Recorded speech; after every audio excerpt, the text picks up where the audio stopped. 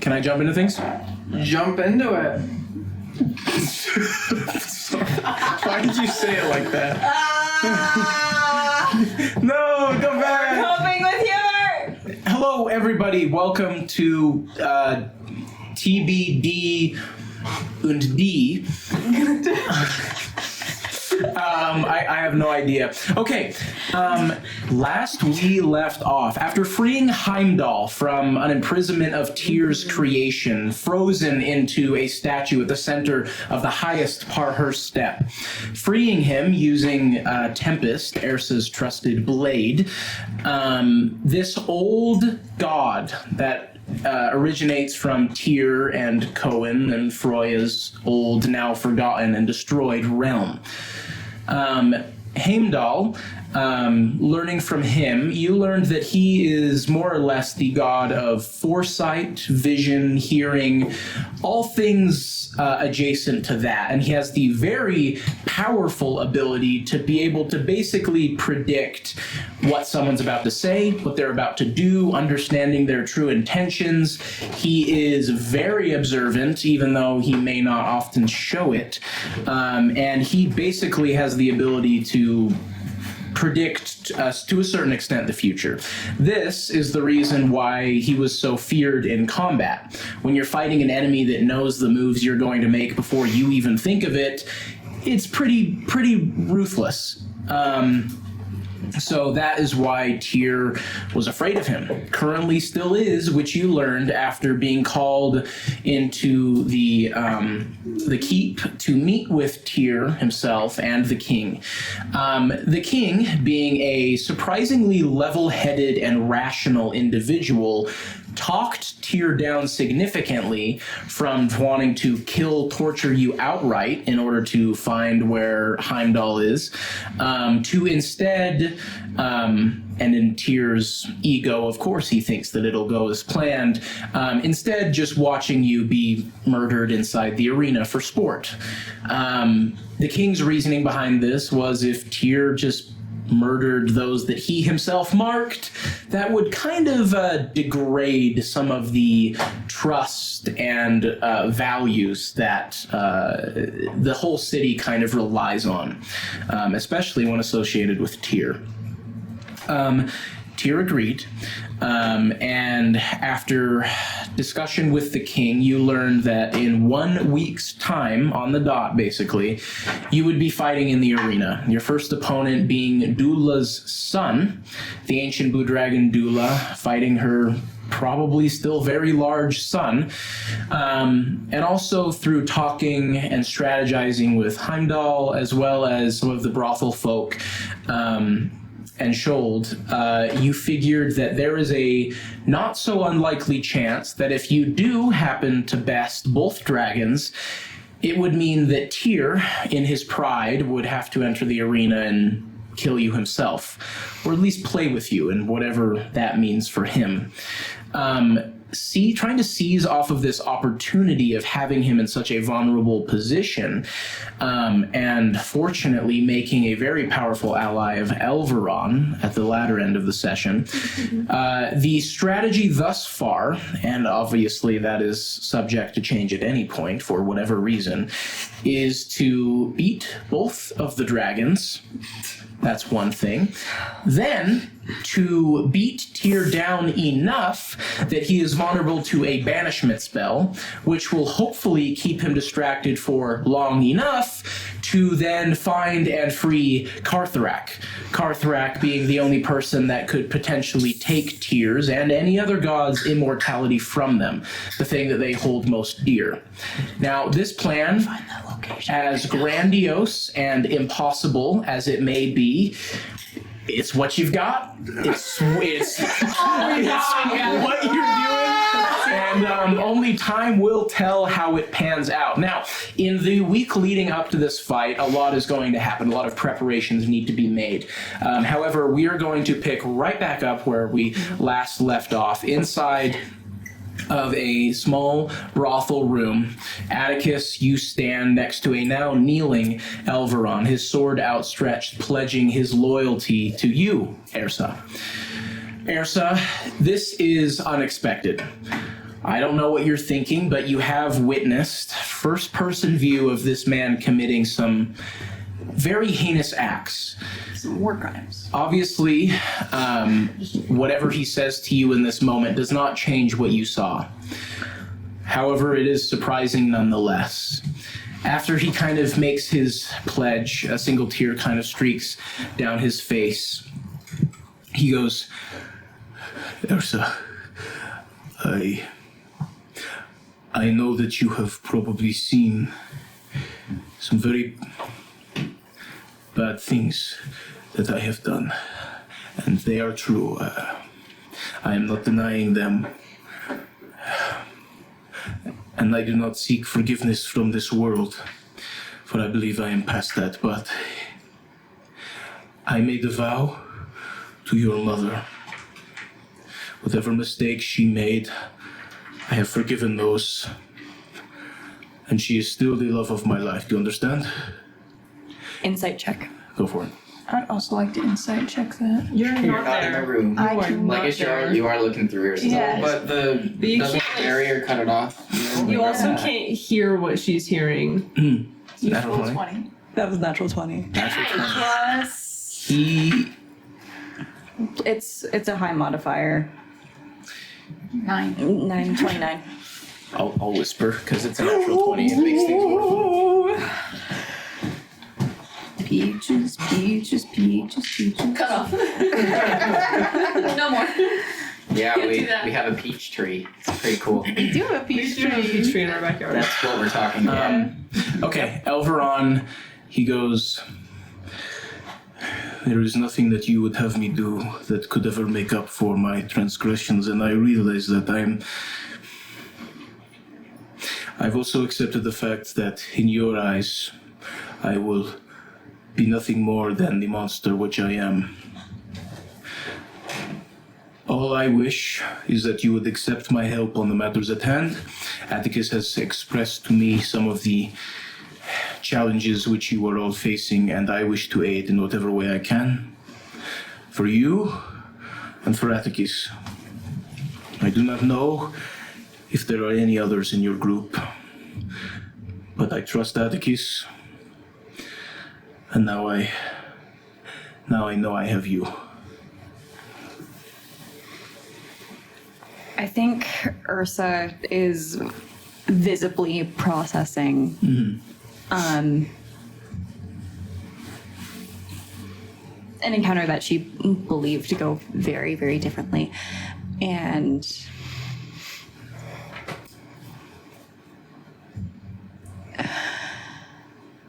is realizing that a very complicated man is standing in front of her.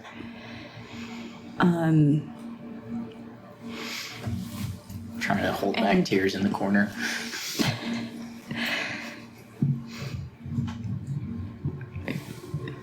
And in this moment, seeing the love that Elferon still has for her mother, I think she gets down at his level.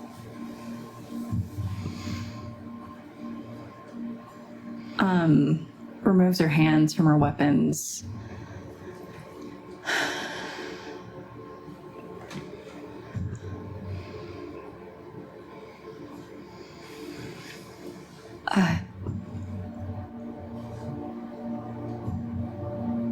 I've been told she's alive.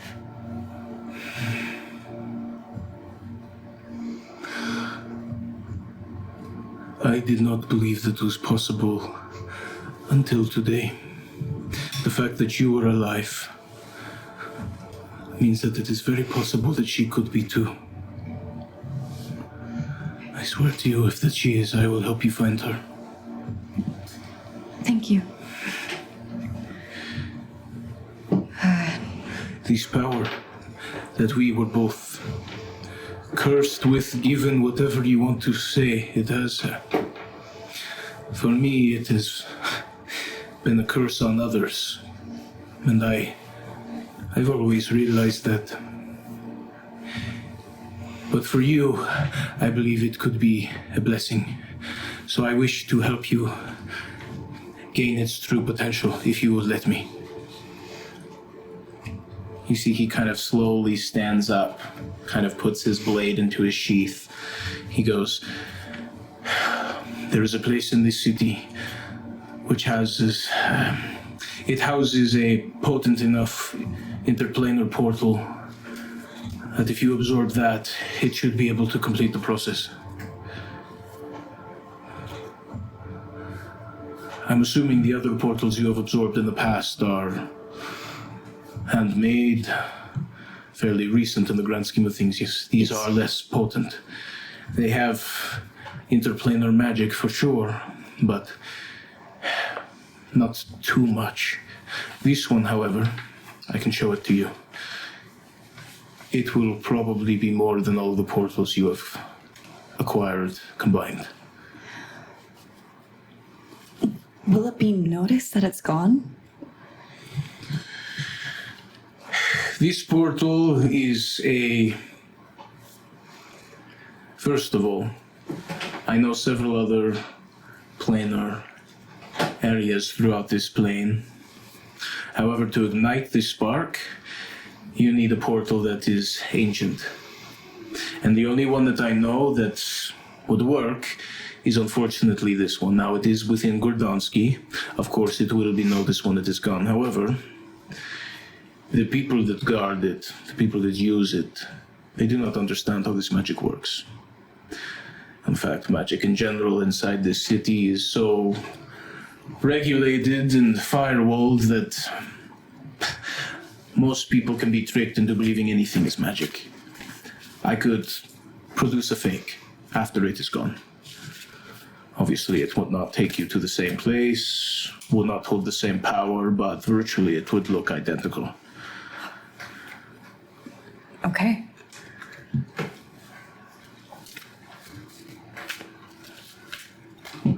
The portal that you would be absorbing is the portal that Tyr and anyone else from his plane used to get here 1,000 years ago. Oh. Yes. Tyr will notice, but not unless he goes there physically. He has ears everywhere, but I have a feeling he's a tad blinded at the moment.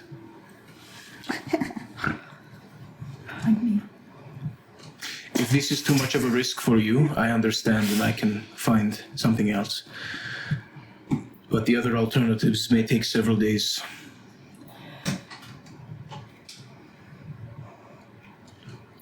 If we succeed, I'm not sure he'll have an opportunity to notice, so... This portal is not used, given that the place it once went is destroyed. It is more of an heirloom for Tyr that he keeps. Does that mean it leads to the hells? More or less. His world is fractured, and only pieces of it are in the hells. Many other parts of it are in other realms. Do you know why he guards it if he doesn't use it? He's a sentimental man. Everything that he once was, the life he had, the life he loved, died in a single instant. I think he desperately tries to hold on to anything that can remind him of those days.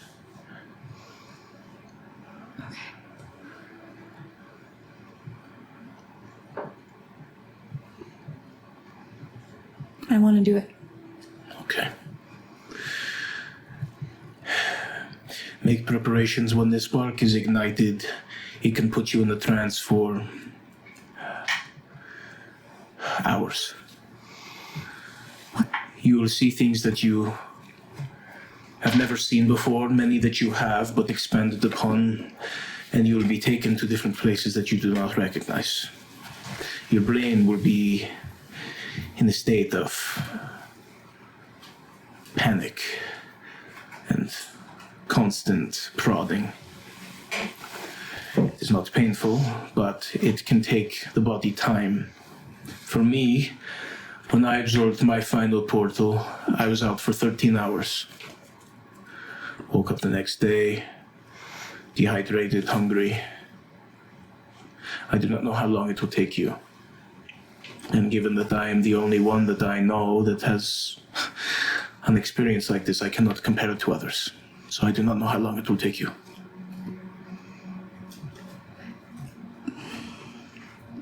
Do you know of Morden Kanan?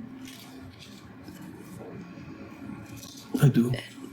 I know many names. Do you know what he has to do with the spark, the walkers, what? I could tell you all this. I could talk for hours. I have spent the last 20 years of adulthood. You just barely discovered this, what? Not so long ago. A little less than a year. I spent 20 years studying, asking as many questions as I can, visiting every single library I can come across. All of that information that I acquired, it has only led me to the same conclusion that I got after igniting the spark. I feel as if you will get everything you need to know afterwards. Okay. And this Morden Kanan, he is like us. There are many others like him. No, most of them, perhaps you've met several more, you wouldn't know. Most of them travel in secret, or are there 1 second and gone the other. You and me, well, we are perhaps the only few that are stubborn enough to stay on our current plane. The others, they see themselves as interplanar defenders.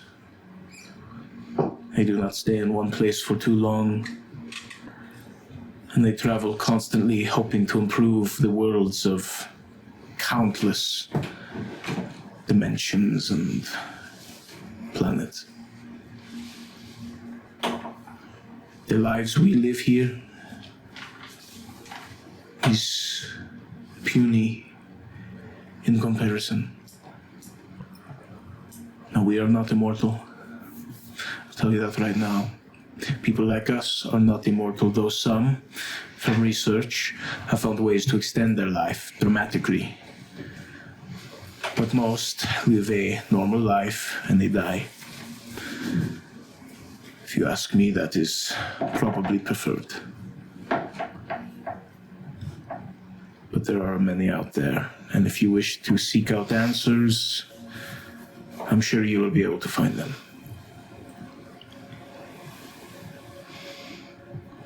The only reason I didn't is because I pledged my loyalties here, which we can see what that got us. Make your preparations, I will make mine. Either you yourself or have Atticus reach out to me personally, or I can come by later. I wish you luck, Ersa. See you soon.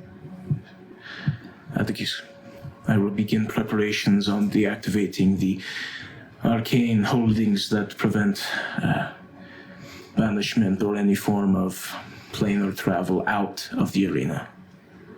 Do you need anything else from me, brother? Maybe a sparring partner or two.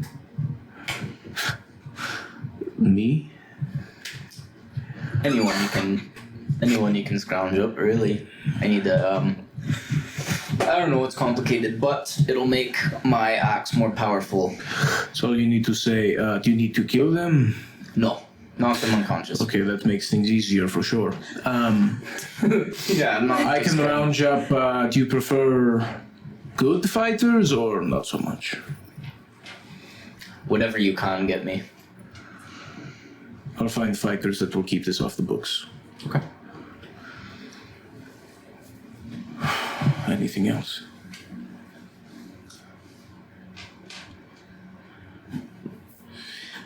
Before he leaves, he goes, your blade, Tempest. If it is true that you are going to be fighting Dula, Dula likes to change the weather to accommodate her fighting style. That blade, however, may be able to counteract that. Just a thought. Good to know. And he will walk out the door. Before you even see he shuts it fully, his fingers disappear off the handle. We got some work to do. Ooh, okay. Okay. Order of business. Yep. I've got you handled with fighting. And my potion making, I'll be good. Yep. As far as the items, which you guys, I'm assuming Savrin, did you like contact Lenny and say, hey? Since there are complicated feelings there right now, I think she probably would have coordinated with Ersa to like leave a note on his desk of like, you know, hey, we're in a little bit of a sticky I need some situation, but we need contraband. some of these things. Let's say, You can get it to us. let's say that goes fine. You do that to keep things fast. The black salt arrows, we good there. How many were you trying to get? I can't remember. 9. And that's from Teak, correct? Yeah. Teak was helping you out. Teak, would you feasibly be able to make 9 black salt arrows in the span of a week? Sounds pretty... Yes. Yeah. And our adamantium chain and immovable rod combo. Yes. So, did they, Brandon, did anyone fill you in on what device they wanted you to make? No. Okay. I'll let Brandon explain. It's an adamantium chain and 2 immovable rods on either end. So we can anchor one end, wrap it, chuck the adamantium chain around the wing of one of the dragons, then activate the other end, anchoring it to the ground. Some really long immovable nunchucks. Yeah. Teak, is this something that you will be able to achieve? Because we have Yeah. Okay. we have 5 cubic feet of adamantium that we haven't touched yet. Okay. It's like a Teak, you are busy at work with that, and of course, Teak, if you have any other things you need to bring up, please haul at us. Yes. Okay, Gwen is squared away. Other business, at whatever point in the week, Lawrence, the head brothel lady that runs everything, her kind of tall frame, she's wearing kind of like, what are those called? Like stilettos almost. Very, very tall, like the really blonde hair. She kind of walks into the brothel, which you guys are taking refuge at. She kind of walks in and she goes, which one of you would maybe she see first? I don't know. I'm there. I mean, I making kind of stick out potions. like a sore thumb. So Yeah, we're a group of. I feel like we're all kind of Okay, you're all kind of on there. the She would approach. You see, she's hauling this large bag of items. She kind of, stilettos. Damn. Lenny. Yeah, we go way back. Can I insight check that? Yes, go for it. They fuck. Did they have sex? Did he betray her? I'm gonna What's- just leave that. What's be. going on? What's my insight? I really should have my stats memorized after 2 years of playing this character. But Especially I with how many insight checks you make every session. Like it keeps that's the changing. one. I got a feat recently that raised it, and so I need to make sure that I Recently, so like like a dozen sessions ago? No, like when we last leveled up. Sure. Yes, I updated you. You're like, wow, I'm still level 5. Ashley never knows what. I never know what we're doing. You're at level 12, don't worry. That's why you have level 6. What is your I insight? rolled a 15. You need to write these down. I have it on D&D Beyond, but we always take away my computer so that Brandon can call in. You need to write these down. It's a 20. 20. There's definitely some kind of romantic past between the two of them. Slay. Lawrence, she kind of, I just this kind of stuff is very heavy. Just so you know, I had to haul this all the way from the lower steps because most of my workers are scrambling to correct the awful 24 hours that all of you sparked in this city. Sorry. Yeah, you better be. So how's Lawrence? Anyway, Lenny sent me a message exclaiming that he needs some very particular and potent items that are difficult to acquire. So here they are. I now no longer owe Lenny anything. Is this all you need? She kind of drops all the materials that you... Are we in one of the rooms that the Night Watch haven't walked through? Mm-hmm. Well, the whole brothel. Oh, interior. You know, there was an idea that maybe we could use the fight to do some sketchy stuff. It's up to you. Yeah, why are you Scottish? I don't know. Having a stroke? Yes. Russian. It's just a feature for Russian. So if because most of the guards will be at the arena, right? Who are you? Atticus. Okay. Sorry, continue. What if we're like outside Tyr can hear, say, oh, during the arena fight, since there'll be a lot of guards at the arena, we are going to mess with this random person in, I don't know, Gordansky's government. Then send the rest of the guards there, because there's going to be a silver dragon that's going to be executed around the arena fight. Maybe the day of. No, they moved it up a week. Oh. Well, they moved yeah, the that won't arena work up anymore. a week, so the dragon, we could break out the dragon during the arena fight, but we don't have to. Oh yeah, that's a week after the arena fight. Never mind, I think we can be okay. Seems you guys have a lot of information in your minds, and I really wouldn't want to bog you down with any more that you can handle. Do you need anything from me? I'm glad you're enjoying your stays at my establishments, although I will say they were not originally intended for such abuse. Sorry, Miss Lawrence. Darling, you are too kind. I accept your apology. And I accept it on behalf of the rest of the group. I'm sure you are the spokesperson. Well, I did not think I would hear from dear old Leonard in some time. And today was that day. So, Lenny is certainly a man to be... He's a man. Anyway, she I's just losing her mind. she just walks out, confident like, back onto the streets, done dealing with that business. What did Lenny send us? Everything that you So- requested. So it was we got a re-enchantment for Ersa's healing band. Two and immovable then rods and two two immovable rings. rods, and then 3 rings of evasion. Heck yeah. 3 rings of evasion. Yep. Yeah, who are... I forget who we just I special know. order. Ersa's one. I think Sav needs one Well, Sav will be in mist form most of the time. until it starts raining. I can stop. We did talk about that. We did talk about Let's that. give But him I first can up. stop. But I don't know. I think Sav, it would still be a good idea for Sav to have one. Yeah. But The planar points though, because I can't. I mean, like, sure, it would. It's don't not have enough planar energy, but I don't points. have. It's not planar points. Oh, it's it's not? Tempest. Okay. It would lower my damage potential because it would use all the charges. Mm-hmm. But I can still do a lot of damage. Okay.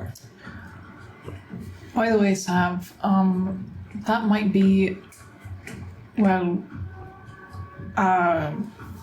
they were, It's not new. what? I'd rather not think about him like that. Just All right. Just to keep for later, Where's the third ring going? a tidbit. One of you two. I mean, You want to play rock, paper, scissors for it? you'll probably do more damage, but might go down faster. So We'll If definitely any get of us get hit by that breath weapon, we're going down. yeah, We don't know if you can die yet, technically. We don't know that. let's give it to you. That's fine. All right. That's fine. Perfect. Wonderful. Shold actually kind of steps in. Glad you're discussing items. I found something that I think could be particularly useful in this fight, because believe it or not, I do not want you all to die. You are my greatest allies at this moment, and I wish to keep it that way. Anyway, you see he pulls out a small, kind of somewhat glowing, translucent packet, almost like a miniature, like, glow stick. He kind of shakes it. There's some kind of, like, gas, like, floating around on the inside. Is that smelling salts? In a sense, yes. You crack this, inhale everything. It will probably feel like a kick to the balls, but afterwards, any magical essence or strength you lost during the fight, any speed you lost will be fully brought back plus some. However, 2 minutes after you take this, you will crash, and you will crash very suddenly. So only use this if you absolutely need to. Who wants it? Not me. Just for in-game, this restores all. This acts as basically a full long rest instantly. Full long rest. If you have any spell slots, you gain 1 additional spell slot at your highest level. If you're a melee or anything like that focused character, on 1 attack you have an advantage to hit, and you are also under the effect of haste. Okay. But this only lasts for 2 minutes, and then you crash. And by crash, I mean like 4 points of exhaustion, like that. Ooh, I think Roblox sound there. Ooh. got it.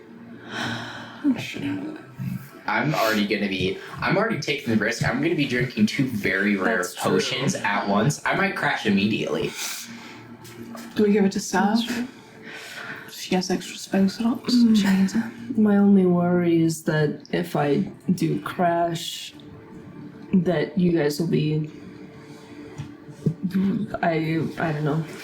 I don't want to leave you hanging. Well, Because remind me what the effects of 4 points of exhaustion are. Oh, it's actually 5 points, excuse me. So your movement will be reduced to 0. Disadvantage on ability checks. You just pass Speed 0. Disadvantage on attack rolls and saving throws. Your hit point maximum is halved. Only 1 more point of exhaustion and you are and dead. you're dead. you know, we could give it to you, and you could use it at the last minute if you need, or you could administer it. Yeah. Need be. That is fair. I think that's the wisest choice. I'm up for it. If you want to ever, crack it under my nose. Sure. You guys also see that Heimdall is kind of lounging in a chair in the corner with his legs crossed, kind of just listening to this entire What thing. are you gonna do about the king's boots? Me? No. Well, You gonna make a switcheroo while he's sleeping and then snatch it while he's out and about during the day? as soon as Tyr is preoccupied with a lot of you, it should be easy. I can just run up to the castle. None of the King's Guard stand a chance. Won't the king be at the arena watching? Oh, you're right. So you'll have to make a switch at some point. Get the boots off of his feet. I'll have to get into the arena without Tyr knowing. If he isn't, will he wear them to the arena? Do you know that? Maybe while we're tied up with Tyr, you sneak to the king's chambers and or to where the A king powerful artifact like that, I'd imagine he always has them on him. is. Can you like knock him out or something? The king? Duh. Oh yeah, absolutely. Okay. The boots don't give him foresight. Is there a way, like, morning of, we could swap them out with, like, one of Ersa's portals? With a...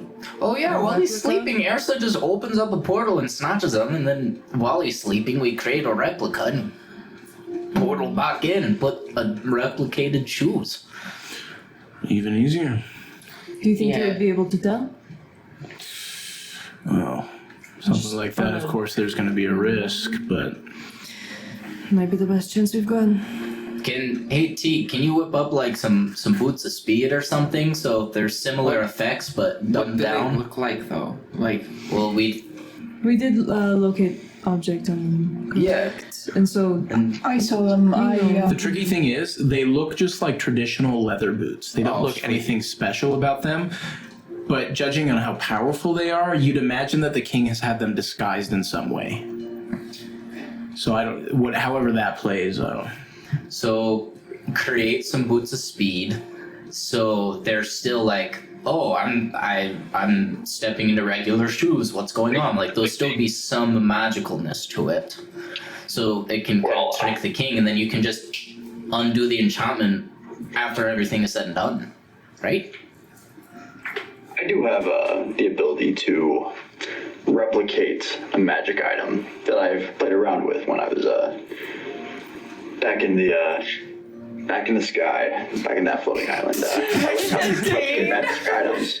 So I don't know if I might be able to do it with something as powerful as this, but I'm sure we could try. it's worth a shot. I mean, it doesn't need to be 1-to-1 in power, really. It just needs, as long as it's magical and So he Looks doesn't the realize same. something is up until later when it doesn't matter anymore. yeah. well, the issue is he's going to know it's different because, you know, when you have a magical item, you typically have to spend some time getting familiar with it. before Yeah, you so can while really he's want sleeping, steal it and then replace it. By the time he wakes up, he should be attuned to the new magic. It's something you have to focus on normally. you have to intentionally attune. Well, then when he takes it off at night, does he unattune himself No, with the magic? I don't unattune myself from my bow every time I set it down. I think as long as we do it close enough to the arena day, night before the arena, perhaps, it won't even matter. I mean, they'll probably have time to look for it, but by then we'll already be in there. Do you know we could. when we went in to meet with him, like with when Tira was here? Do you know? Was he wearing them? Does he wear them? Maybe we Always. can judge if he does wear them regularly. He does. Does he? Thinking back, I just want to make sure. was he wearing the same boots when we visited him? Okay. It seems like he always has them. I on. could also. Pierre was also unaware he was wearing them. Remember? They're stupid, Yeah, he is. but the king is not. So let's. But the king would be scared if Tyr knew. So maybe he'd stay quiet about it. Perhaps. Maybe. Or, I mean, we could effectively give him like food poisoning while he's sleeping, and so when he wakes up, he just feels like shit. So he can't even tell that he's unattuned to the boots, and he's currently attuning to them. Heimdall goes, Plan keeps getting more complicated. the king, Well, we're all worried about I covering think it the up. only reason he has those boots is so that in a scenario where Tyr did turn against him, he would be able to at least outrun him. If he loses the boots, that's obviously a threat to him because he does not trust Tyr. However, if he were in any way to inform Tyr that the boots were on him this entire time, that he had been lying, and that I now had them, He'd probably just the king wouldn't do that in his own best interest. Okay, then just. Ersa, while he's asleep, can you just take the boots? And you can put back a shitty replica. That's not Look even, like we wouldn't even need to do a replica. Yeah, maybe you just misplaced them. Or we just if he stole wears them. them every day, it might be suspicious. He'd know they let were me taken, choose. but that's not what's important. I wouldn't be surprised if the same planar protections that are around the arena wouldn't be around the castle. We could check. Yeah, just ask Elveron when you meet up with him. If not, open up a little portal, because Elveron's the one that set it up in the arena. So just ask him if he did it to the king's quarters as well. If not, steal it. We're good. That will have to happen as close to the arena fight as possible. Oh, yeah, I 100% agree. Like, yeah. We have a separate problem though. If we are to take advantage of Tyr's banishment to rescue Carthrax. Yeah, where is Carthrax? We don't know, Yeah. but the king claimed he did. Can you go talk to him? I can, but I have a potion of mind reading. Just pop this, ask him the question, and it'll pop up in his mind real quick. I'm certain he has protection against mind reading. We assume all these protections, we might as well try. But if I show up stinking of a potion of mind reading, His What's he sense of gonna do smell about isn't it? that good. What, I mean, even if he does know what's he gonna do about it, say, no, I'm not talking to you right now, and then I mean, it'll pop up in his mind for at least a second, assuming there aren't protections. I mean, you are looking at him. Does he have a headband that blocks mind reading? You know magic items. he's the king of the most powerful nation in the Okay, world. think back through Ersa's eyes. Does he have any jewelry, headbands, wristbands that would signify a magic item of such nature? Like, was he wearing a little silver band around his head with a couple of runes carved in? he had like a couple rings. He didn't even have a crown on. He was wearing somewhat simple clothes. I mean, you get the gist that he tries to come across as like, the people's king. yeah, exactly. A real working class man. Yeah. Better yet, pop the potion and walk in with the detect magic and see if anything's up. If he does have a magic item, like, oh shoot, yeah, that blocks mind reading, just talk to him about something else and leave. Or try to talk it out of him. But it might be way easier if you walk in, yeah, he doesn't have any magic items blocking mind reading. Hey, where's Carthrax? Boop, pop up in his mind for a second. Scry on Carthrax. You could try that too. The problem is, I think you're both underestimating the extent of magical protections and detectors. If I walk in with any spell going on where I could possibly be trying to infiltrate the king's mind, he'll know. His attendants will know. She's right. Castle was very protected. So scry on Carthrax. Wouldn't be protected from me though. That's a good point, little portal man. Can we do the same thing that we were planning on with the portal and the object, and then you can hear, and then... Could Yeah. be good to get you some practice doing it together. And while we're fist fighting Tyr, just interrogate the king real quick and then we'll run away with us to the astral plane to keep Tyr occupied, and then you tell us the information, we go after Carthrax. Tyr, as soon as he heard Heimdall leave the brothel, he would leave the arena, I'm sure. We would be an afterthought as soon as Heimdall was on the board. Not if he's tied up with us. Who's gonna tell him that Heimdall's out? He hears everything in the city. Heimdall, when you leave this room after Tyr enters the arena, don't say anything. Because we'll be. Not necessarily how it works, but it is my own spell. I'm pretty good at finding the loopholes. I'm sure I could get there undetected. Listen, what we could do, keep you here. Do your idea earlier where we put a portal on something and have you listen in on the king from a separate place. Then you'll never have to leave the brothel and you'll be safe from Tyr's eyes. We won't risk him leaving the arena or anything.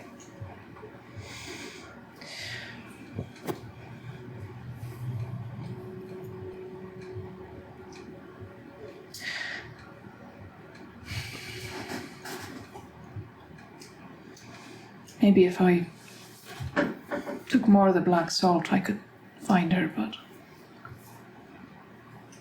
scrying on her from just the regular spell, she's heading far, I don't think it would work. Besides, it doesn't work cross-planar. As little as I endorse the use of drugs and alcohol, the Ersa snort a line, do a little portal magic. Hey, where's Carthrax? So we know a location of where Carthrax is, and you'd be able to portal. Then we Narcan. Black salt Narcan it. I can't find people. Oh. Well, I'm gonna let you guys figure this out. I need to make potions. I say we bring a little portal with Heimdall listening in when we ask the king. We also might have a better idea of what we can and can't do after I ignite the spark, which I can hopefully do soon. But just spark first, and then find out the thing from the king, and the night before or the morning of the arena fight, we snatch the boots. All the while Heimdall stays here, protected in the brothel.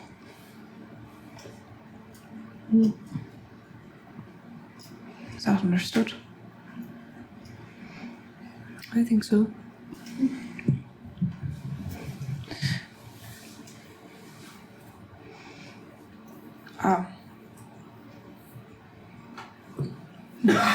just a heads up. When I go to ignite the spark, Elfron said there's a good chance I'm going to be MIA for a little bit. So if there's anything you need me to do before... How long is a little bit? And he said when he did it, he was out for 13 hours. Out or like gone? Gone. I think he... Was he just unconscious or does his body unconscious? Out, like unconscious. We should have someone with you then. One of us. Probably. Do we trust him? I do.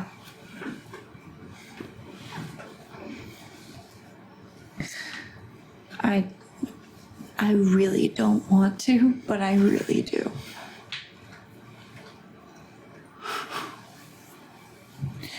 All right. All right.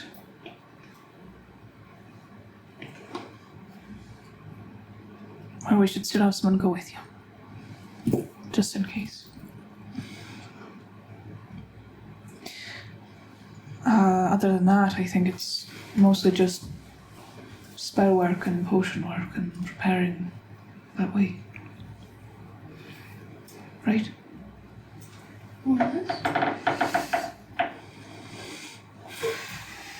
Odie, I was meaning to ask you about your father. Ask away. No guaranteed answers. Funny. Me and your father go well back, as I'm sure you could have guessed.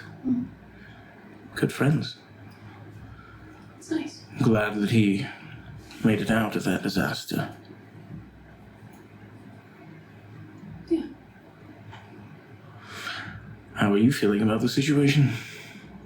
About this situation or that situation? That situation.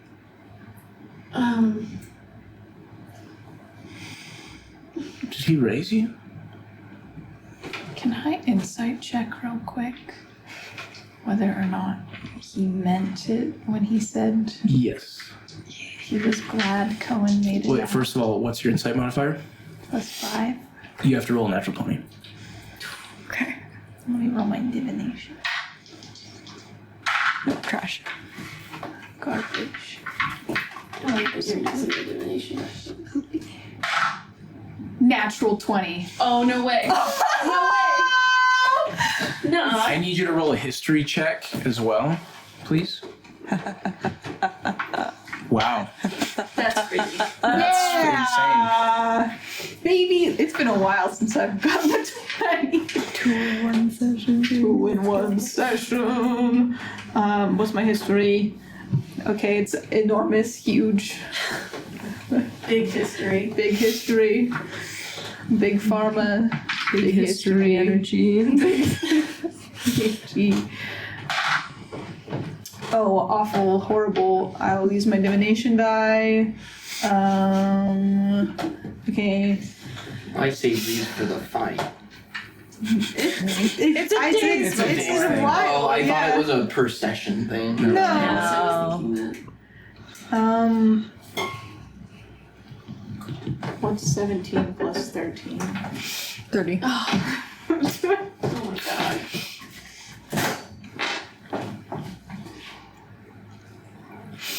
Oh boy.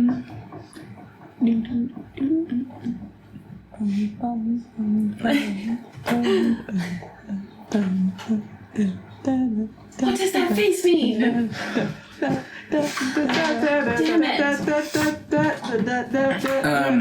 He goes, oh, I'm glad he's doing well in this new land, and he's built a family. Of sorts. Built, taken back down again. Oh, yes, he's not the best when it comes to that regard, but he means well. Yeah. He tries. And fails quite often. Yeah. That's Loki for you. Yeah. Well, I sorry, I did not mean to intrude. I was just meaning to ask you. no. That's fine. Luckily, we have quite the distaste for him in more recent years. Especially Odie. Well, he can be difficult to like, but he comes around on certain occasions. Well, he essentially abandoned Odie and his mother, so... Oh, he's quite awful in many regards. But he's on your side, I'm assuming. You're his son, after all. We're not sure. We're cautiously optimistic. Regardless, Odie is blood. That at least means something. I'm also I'm sure. I'm sure he's on our side. I'm He's sure. on your side.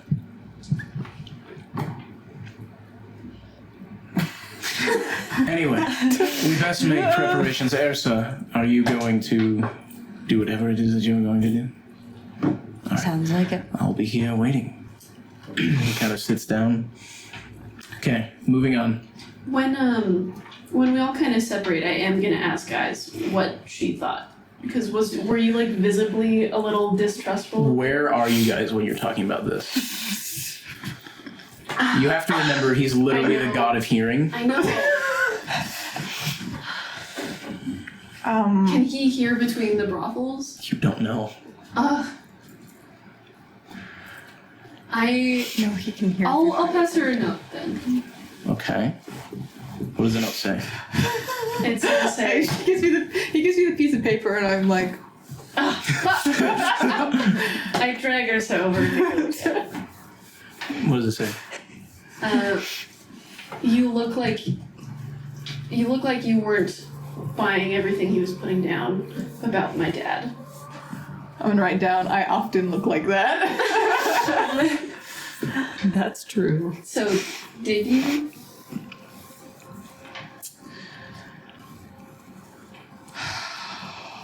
Wow, I feel like he's gonna know.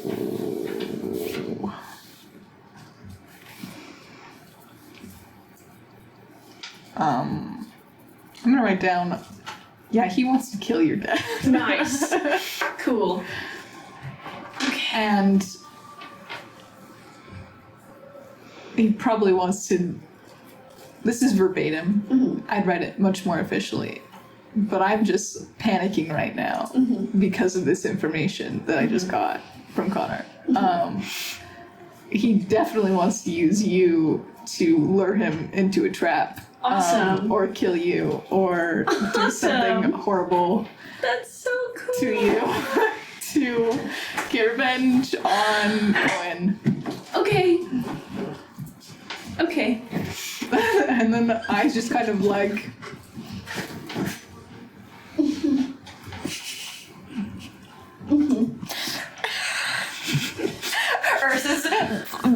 like reading this is just.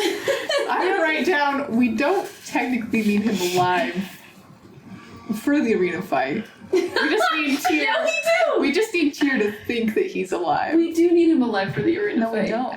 Because the portal stuff, right? No, we can cast banishment on him. And At a high enough level. at a high enough level. So, but does that mean that we're gonna try to kill this other god? I don't know if he's gonna try and kill you and Gwen after Gwen was like, oh yeah, he's like my best bud. Okay.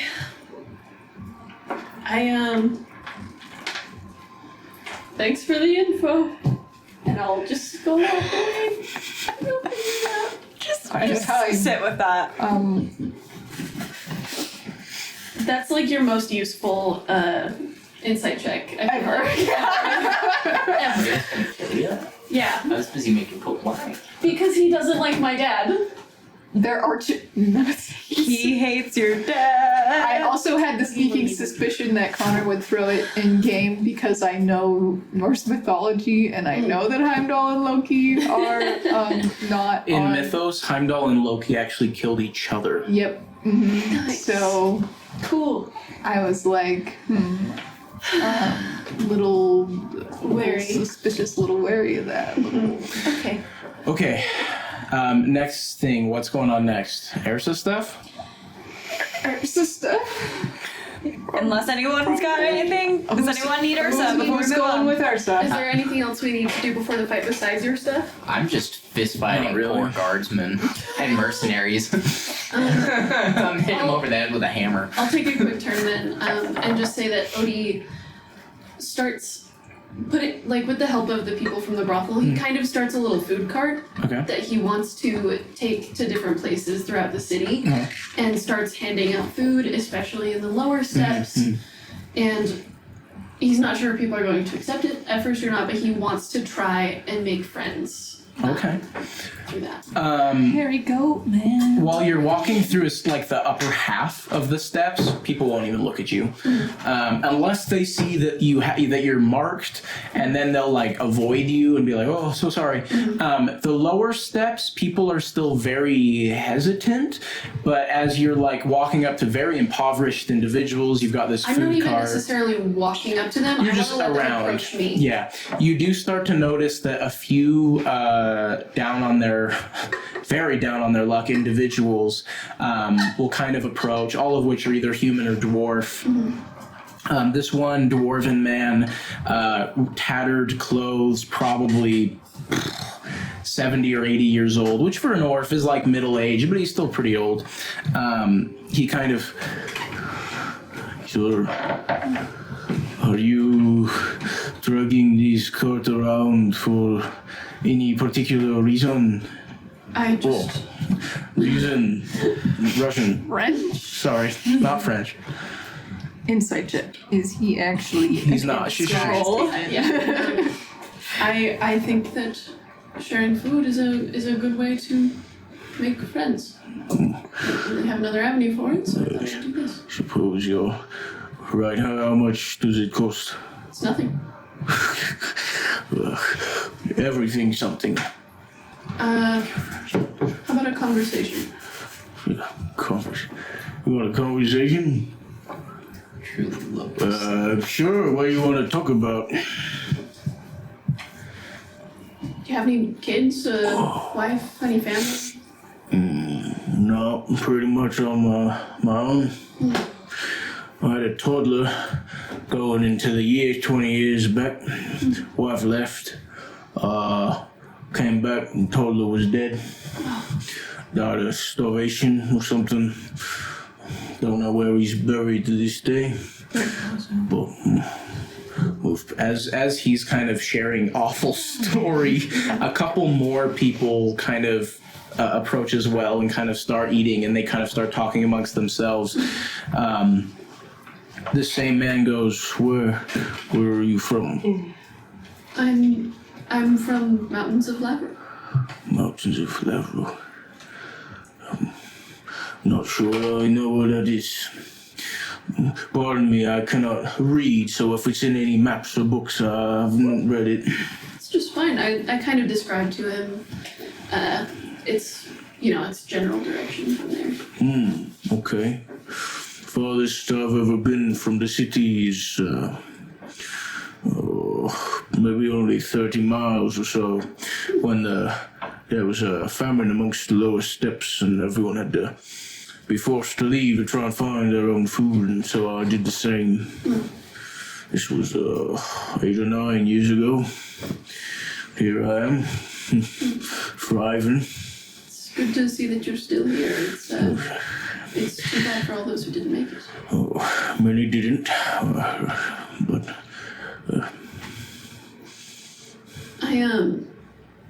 I'd like to kind of carry on the conversation, not necessarily inserting my opinions anywhere, but just trying to empathize with this guy.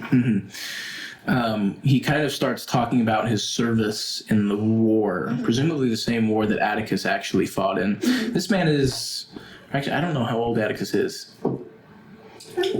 Like 90. Okay, so 90, he's so they're somewhere in there. so him and Atticus are very similar age. So it's very kind of easily to see those sort of similarities. He goes, "This fought honorably. Served for about a 4-year stint. Took a few months off. My toddler died, and then I served back. I wanted to stay, didn't have a choice, so I went back. Won some awards for my service. Awards that I sold pretty soon after getting them. Get much more money opportunities for a more skittish individual like me. I've got joint problems in my hands, so I can't work very well. But life is all right. Doing my best." I know a cleric who may be able to help with that. Oh, I'm not sure she can fix it. I visited a lot of clerics. Always, it takes at least 30 gold to heal anything like this. It's nothing. We've got more than we need. You find an organization or something. No. Who are you exactly? We're a group of travelers who ended up here. Travelers. Would you like me to call her down here? No, that's Just give her a ring. it's fine. Really, I've been living 20 some odd years like this, and I've been just fine. I'm gonna cast a message and just Ring ding ding. ding ding Savern over and just tell her to walk in and say hello. After a little bit more conversation, Savern, you kind of approach Yeah, Odie what and we this older gentleman, along with a few other people that have gathered around. Resident emo. Walking down the street. The old bread and heel is bread and heel. You see he looks at you, Savern, and goes, Oh, it's perfect timing. an orc cleric. Hi. I was talking with him, and it sounds like he's got a lot of joint issues in his hands. You're all gonna do any blood magic on me? I've heard that all the orcs down in the swamps, all they do is witchcraft and blood magic. No, I only drink blood. I'm gonna offer you to cast something kind of lighthearted and fun on me first, really quick, to kind of show him. I have healing magic, not like. Don't really have precision. Let's see. Let me look at my spells. Right, Savern. Cast glitter. My spell. If only. If only. Like I'm dripping in morning gear and just. I mean, like, do you have any like splinters from the cart or anything? Like, I mean, he's probably pretty tired from like handing up and preparing food all day, and he probably just looks fairly worn down. okay. Well, then I can cast. Let's see. Alms for the poor. I'm trying to see which would fit that best. Can we just say, well, just say one of the spells that like you Got know, restoration just spells. yeah, like some little lesser, just to like. I like grab your lesser little lesser. hands. We get some of the more bright green magic that kind of flows like in over my hands and through yours, and just like Some a of little the breath of fresh air. some of the little scratches you've accumulated kind of fade away. Some of the dirt fades away as well. The old man kind of. It seemed like blood magic to me. All right. Has been blood magic expert. I guess. Oh, how's believe me, this? there's more where that came from. How does this work? Do I have to do anything special? No, Just in a little I song. hate to make you. Which is it? Both of your hands, or Both my hands. Looking at them, they're the typical like thick old man hands, super mangled. So Connor's hands. do you mind if I feel them for a second? Thank you. Kind of just like gently go over his hands. Does it feel like something that could be, like just feeling like how they move and stuff? Does it feel like it's something? It feels like he's got major carpal tunnel, like Okay. real bad. Too long piping. Do I think like damn a higher videos. level restoration, like a greater restoration, would? Oh, Help with that? for sure. Okay. A lesser restoration. Yeah, probably lesser take a care of lesser it. Lesser? restoration. Oh, okay. Greater restoration is like for carpal tunnel forever. spells. I mean, sure, in this situation, yeah. Okay, I will.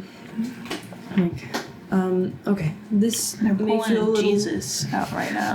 I know our perception of magic is like way thrown off, but like even second level is nutty. Oh yeah. Okay. You may feel a little.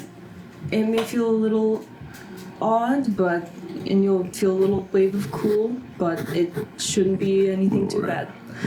And so I'll kind of like rub the palm of my hand over and cast a lesser restoration on each hand in turn. They might still need a little rest for the next, day or so, but I hope that can help.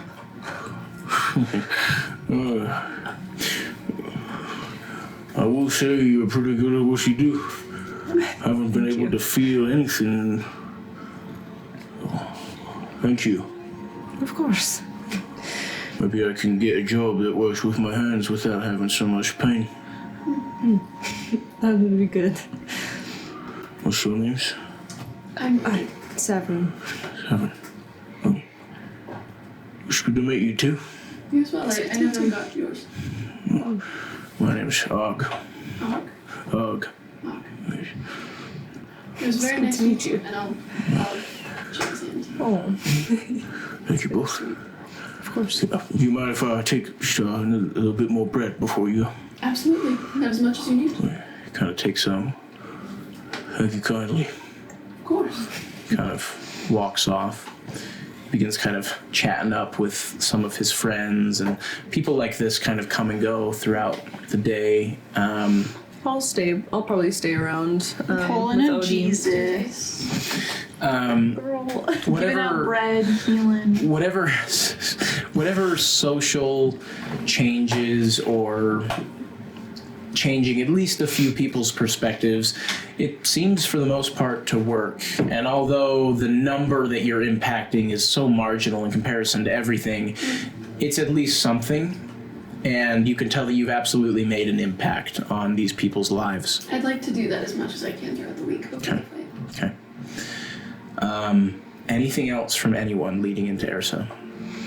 Damn, that was that goat that healed my hands. I'm fucking shit up. Are there any shops around that would sell diamonds? Jewelry stores. There's no like magic stores. Has a jewelry store. Oh, that's true. So maybe I'll leave that to if. But I mean, it's probably Just pass something I'd out some mention gold. as I'll probably head to pick up some more diamonds today or whatever. If you know where I could find any shops in the area. I'm pretty sure Everett went and opened a jewelry shop here in town. Oh, He loves gemstones and stuff. Would go crazy over the raw materials I bring home from the mine. would you? Uncut gems. We obviously gave the ore, but they didn't care much for the uncut gems. Would you want me to? Oh damn. Would you want to show me around then? I don't know if you are ready. I don't know where You'd it be ready for that, but I'm sure we can find it. Let's go. if you'd like to see him, Start wandering through the city. Bruised and bloodied.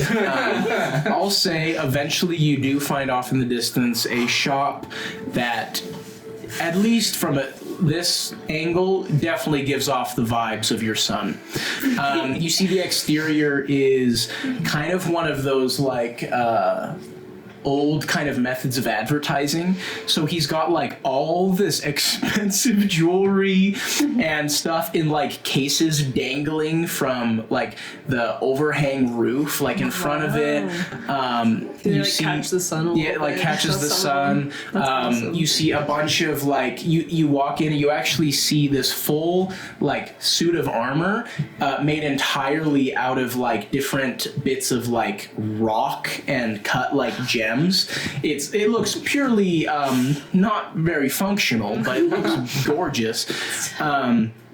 You see a young-looking dwarven man kind of putting his feet up. Dwarven, man. Sorry. He's an orc. He's an orc. My bad.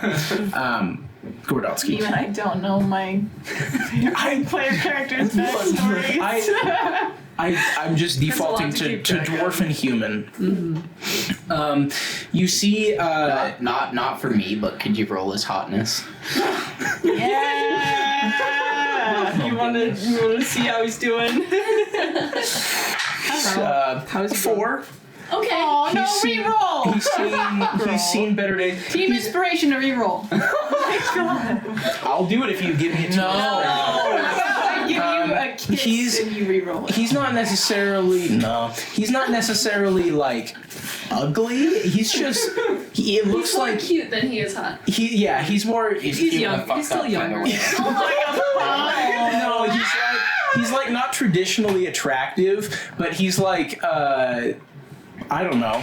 He's a cute little orc man. If we all And reject, he's also been working a lot, so he's got a lot of dirt, and he's got his apron on. So if we all reject this hotness rolling, Connor has to reroll. I not how think it that the works. hotness role is inherently flawed because all people are attractive and there's beauty in everyone. That's true. We're not rolling my for gosh, beauty. that we're was so rolling sweet, for but he's a 4. hotness. We're rolling. We're talking about like the raw sexual energy that this man uses, and sexamation. He could be ace, ass so maybe that's why, or he's demi, that's why he's a 4. Yes. Yeah. We roll for the sexuality. ass method. Okay.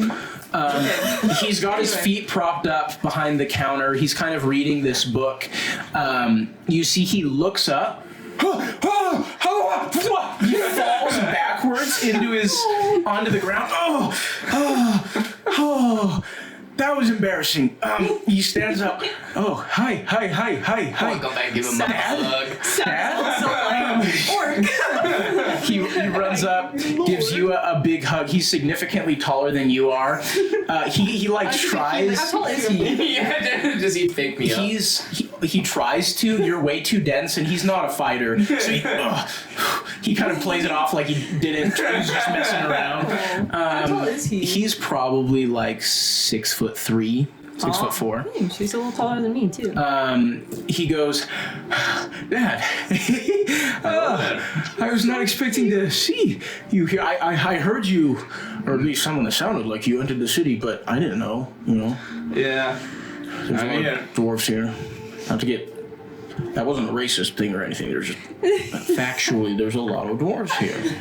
No, I know. Why did you set up shop here in Gordonsky? I wanted a challenge. What the hell are you doing? You wanted a challenge. I wanted a challenge. Look, I find the immense amount of bigotry and like constant amount of threats to my life inspiring. Okay. This morning, this woman was walking out with her baby, I don't want. shielded the baby's eyes, turned, screamed, "Don't look at that monster, honey. It made me laugh so hard. In the letter that I left you with the money, I said maybe go to Solongar, where your aunts and uncles are. You and know how I feel. Kissfire, which is a trade city where you can learn even more about jewelry making. I know. But like, you grew up here. I want to like. No, I grew up in Ago. Well, you know what I mean. Like Gordonsky's like Gordonsky. Everyone hears about it, so I wanted to be here. Besides, like, I don't do well with boats. You know this. I'll just get so seasick. Going to Solongar, that's so far away. Okay. No, it's fine. But you know, and I've been fine. Elveron's been great. You know, saved my life a handful of times. No big deal. Because you're in Gordon.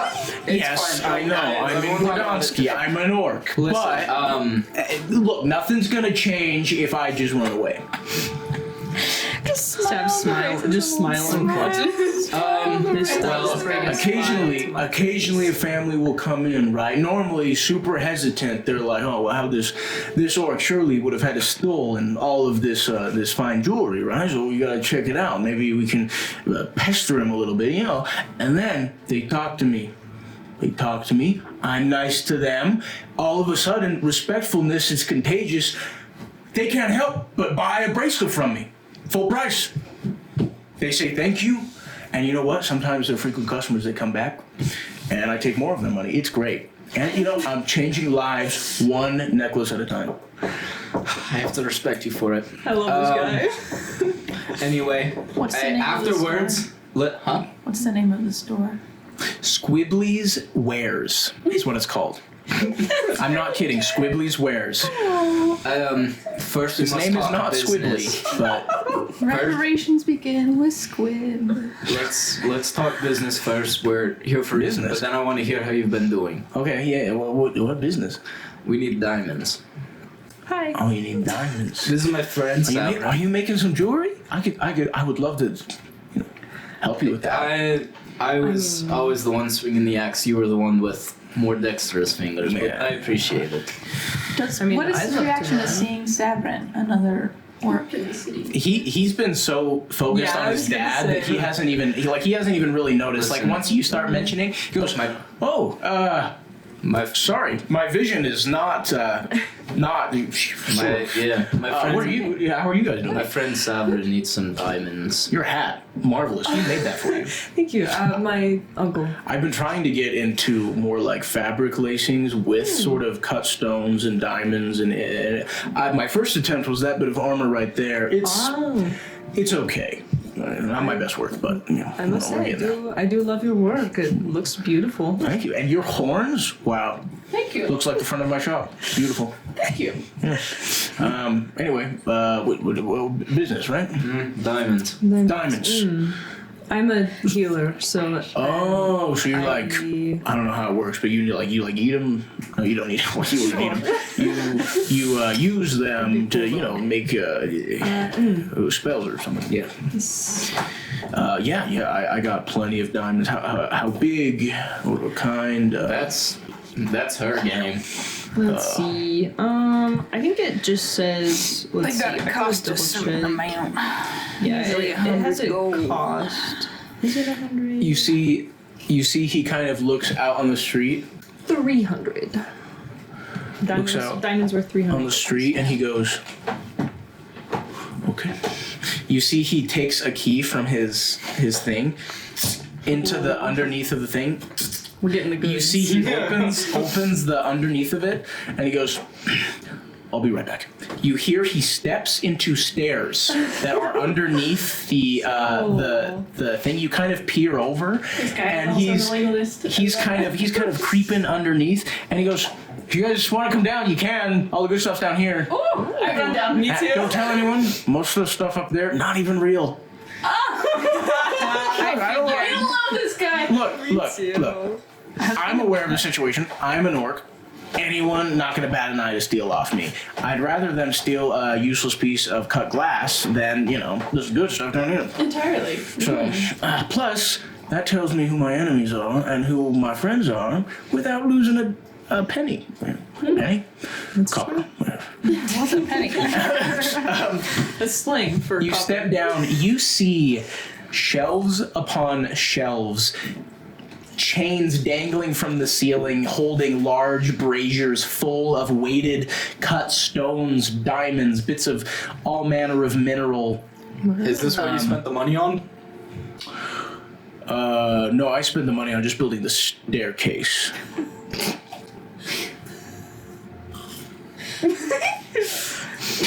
Does Does it look like he mainly, like, obviously mainly works with, like, stone and stuff? Yeah. Is there any, like, This is is there like- anything else mixed in, like, wood or bone or things like that? Not like that. He's mainly focusing. There's some wondering.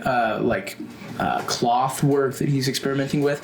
Looking at this is easily like 200,000 gold worth of material down here.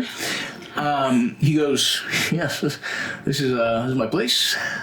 This is where the magic happens. Impressive. Or no, yes. Sorry. I know what you mean. That's a different place. I'm sorry. I don't know. I wouldn't know. he kind of sits there. Anyway. What kind of contraband I'm are you not running going to ask. afford this? No, you can if you want. You know. I don't want to know. Are you sure? It's- going to ask, Yes. how? How what? How all of it? How, if all the money went to the staircase? Yes, this staircase was kind of difficult to build. Took a good few weeks to kind of carve out this underground section. It's not up to code at all, obviously. I mean, that beam right there is probably holding a couple tons of dirt, and occasionally the dirt shifts. Anyway, It's like our D&D room. It's a whole fortune, bro. anyway, yes. Sorry, are you asking how I paid for it? I mean, how you acquired it, I guess. Oh, yeah. Well, it's quite simple, right? Upstairs, you can call it a front. Like I said, oftentimes it's good to see. I observe people that walk inside. You know, they see all this perceived wealth, and you know they are interested. They walk in. People steal. I don't care about them. It's the people that don't steal. It's the people that, seeing the finely cut diamond meticulously placed at the center of a room while I go into the back to do something. It's the people that don't steal that are the interesting ones. Then, once you find the interesting ones, you follow them home. And more often than not, they live on the highest step. A lot of wealth to the name. And morally, is it right to break into their house hypothetically and steal all their wealth? No. Yes. No. I mean, But they did call me a dirt boy. So I feel as if I'm justified. Yeah. Now, I, of course, leave them. They have children Your and stuff. son's gonna get executed. But, Did I raid? I'm thinking to myself like, heck. so yeah. Very nice. You know, no, that's an eye. I've never hurt anyone. Never would. At least not. I would hurt their pockets for sure, but you know. I mean, that's the way to do it, right? You know, and then they're not gonna starve, right? They're on the highest step. They've got plenty of resources. I'm not worried about them, right? So, anyway, you want diamonds? Yes. Are you gonna do something about that? No. One of my kids is now running a jewelry front and is pretty much the only person in the thieves guild in Wardonsky. Both of your children are revolutionaries. And the other one's a revolutionary. Both of them are revolutionaries. I'll take it. practice There is you go, praxis. I don't know what happened. He lowers a large brazier full of just, you run your fingers into it, of just finely cut diamonds of all various size. Okay. This particular set, I guess you can call it, Yes, please tell us where you stole it from. you've ever heard of the Fowler family? Oh my god. I mean, hearing from our guy, the dad would not notice anything. I was hesitant about this one because from what I know, they, being richest people and all, they're very, very protective over any amount of their money, right? So, this one took months. I meticulously planned it. I actually did a couple practice runs breaking into their house and leaving and relocking everything on my way out. I didn't take anything, but just in the dead of night, I wanted to make sure that I knew my route, and I did it several times, really a dozen times before finally actually stealing anything. I stole something. I'm gonna go back upstairs. As you're walking upstairs, you hear, you hear him go, now, of course, the family grew very suspicious, and several of their hired mercenaries came to the shop, and they threatened me. But I'm cool as a cucumber under pressure, so I told them no. I showed them around the whole shop, and now, fortunately for me, they were growing suspicious. Nothing out of what I said. I'm a perfect liar, but I'm an orc, so they had their preconceived notions, right? Luckily, though, Elveron stepped in, and I don't know where they are now. Oh. Wonderful. And since then, no Fowlrin mercenaries. No issue. Nice. They were just trying to do their job, and now their families are starving. So this, all of my NPCs are. No. So this is a drop in the bucket for the Fowlrins, though. I mean, this is one. The mercenaries. This is maybe The mercenaries were a couple probably pretty 100,000 well worth paid. of diamonds. I'm sure their families are fine. Look, we don't know that they got murdered. Elveron could have taken them away and say, hey, you go back there again, I'll kill you. Exactly. He doesn't have a great track record, sorry to inform. He probably just teleported them to the middle of an ocean and they drowned. I mean, if they're mercenaries, are they gonna have a family though? And we're also racist. They were. But they're guards, hired guards. Well, anyway. There's a lot of really bad people who are hired guards, and I'll leave it at that.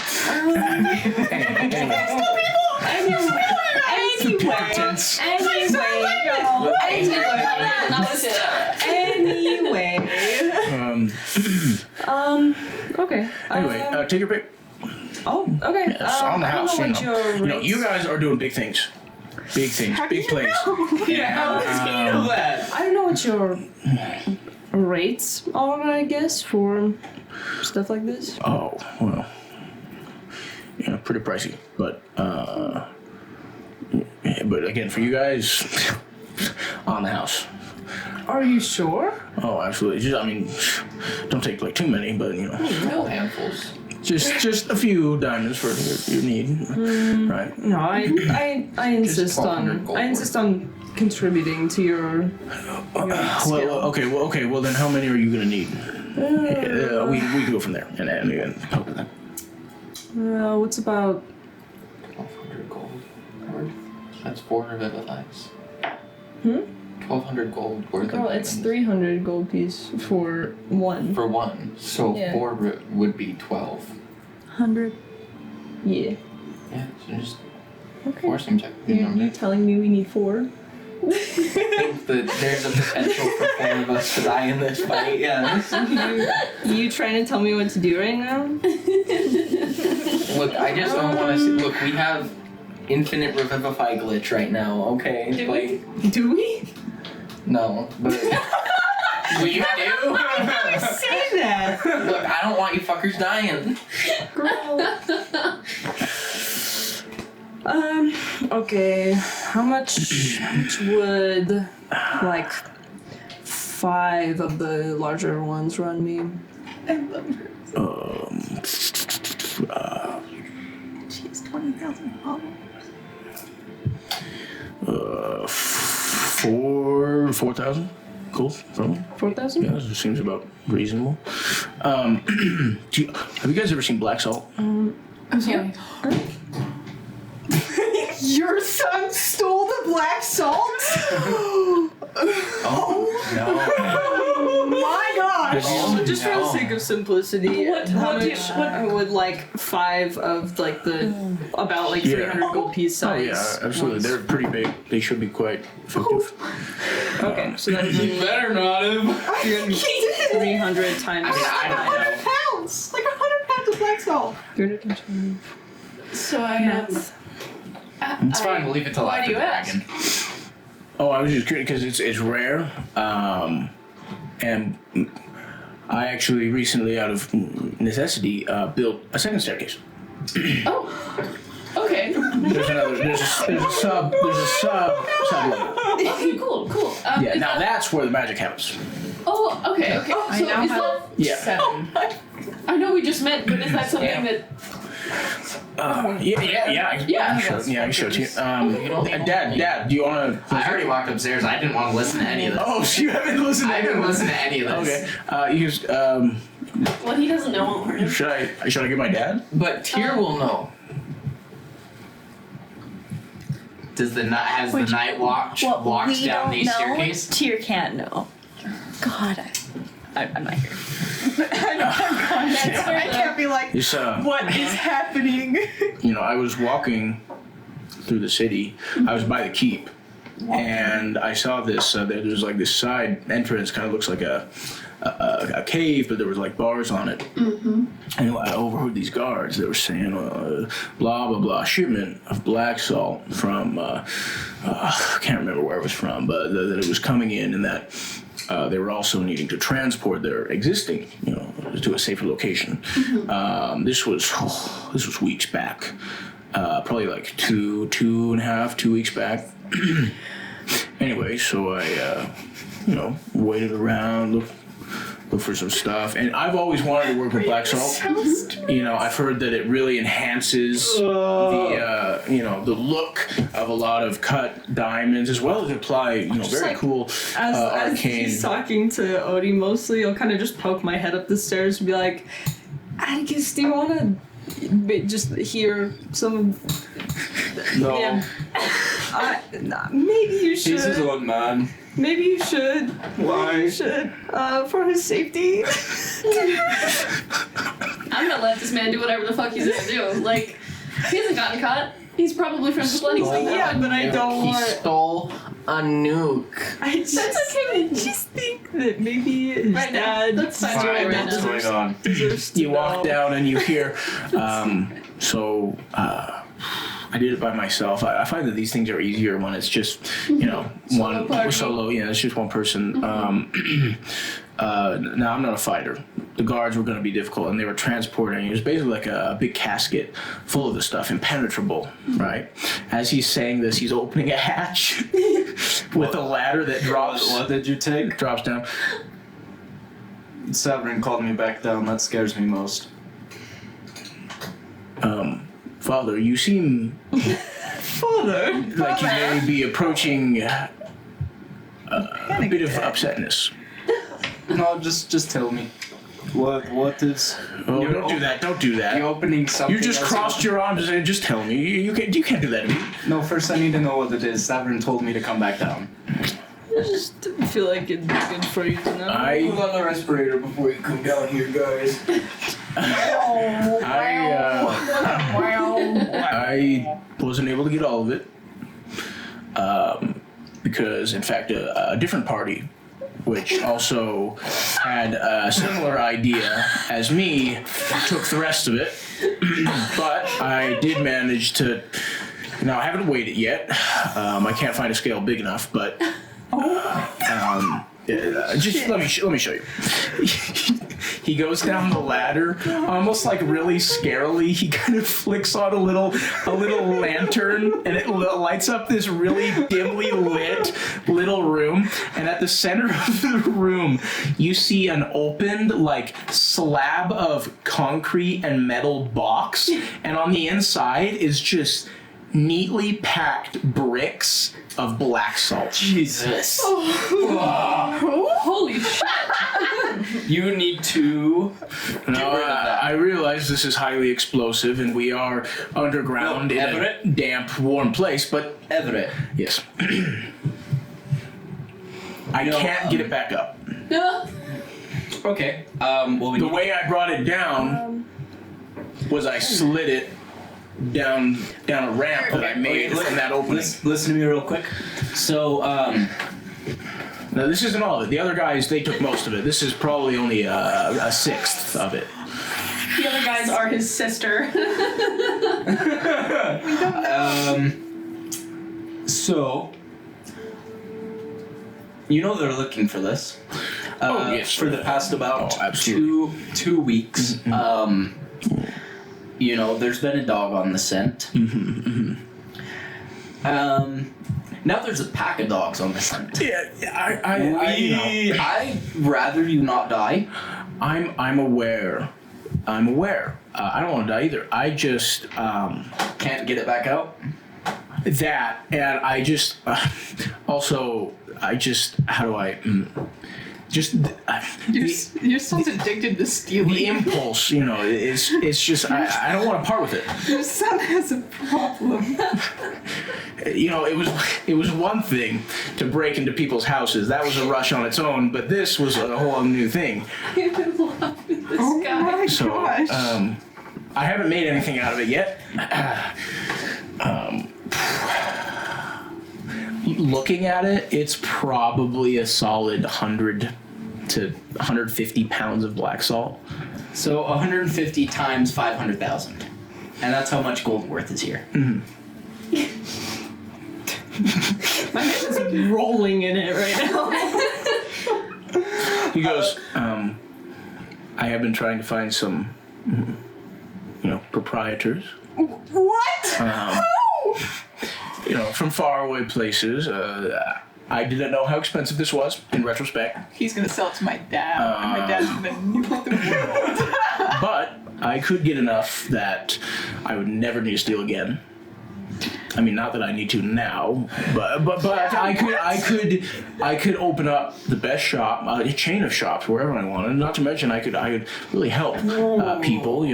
Open up establishments on the lower steps that could provide food and aid for those in need. That's awesome, but if people find this here, you will be killed. Yeah.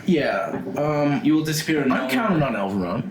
He's pretty reliable. I bet he would just get me out of here. So, How about we get rid of this? You're not taking advantage. how are we gonna get rid of My this? dad's friend. Elveron. This stuff weighs so much, and I slid it down that. But could Elveron, Oh, you're right. Elveron doesn't know about this. Elveron doesn't know. No, he doesn't know about this. Oh, Because he would definitely have to tell the king about this, 100,000%. Between the loyalty to your bitch ass son and the king. I mean, now maybe he wouldn't, Okay. but Well, stop trying to sell it to proprietors from far away. Yeah, you're right. I should. I'll get someone here to get rid of it. Okay, where are you gonna take it though? No idea. Shouldn't you have an idea of where you're gonna take it?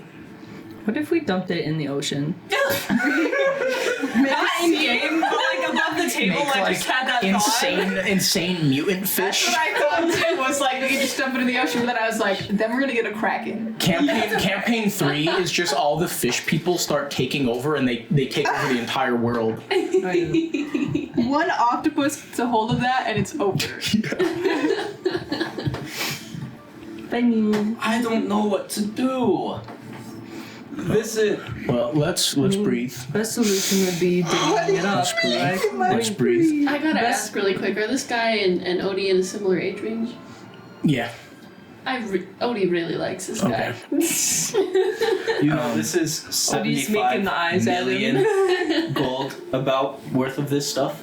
75 million. For what I could sell, I did the math. You can't sell it for market value. It's closer to 50, but yeah. Yeah. Only 50 million. I mean, I think the best way to do it would be split it up. Where? There's 150 pounds of this stuff. Could ask when. If you really want to be afraid of something, if you really want to be afraid of something, the other group, they stole like 1,000 pounds. So. Who are they? Is it? It's Ephraim. It's Kosai. You need to ask. Did you? Crew! Meta! No, I was going to ask that. Did you get a good look at the other people who are stealing this stuff? Oh, that's the crazy part. I never saw him. Like, I looked 1 second, the card is going out just fine. I look the next, all the guards are dead. And sounds like all of the other boxes of this were taken except for this one. They literally did the work for me, so. Because I don't know how I was going to do it. I kind of was just, honestly, I was there to kind of just imagine the process and like want to do it, but like not, because it was not realistic, but they swooped in and... Okay, Oh boy. just don't go into this room for a little bit while I try to figure out what to do. All right. Back to the original topic. Diamonds. Yeah. You have the diamonds? Yes. Cool. And I can pay you as well. Hands like a small bag of coins over. Oh, you don't need to do that. No, that He really does not need it. Okay. All right. I'll take it.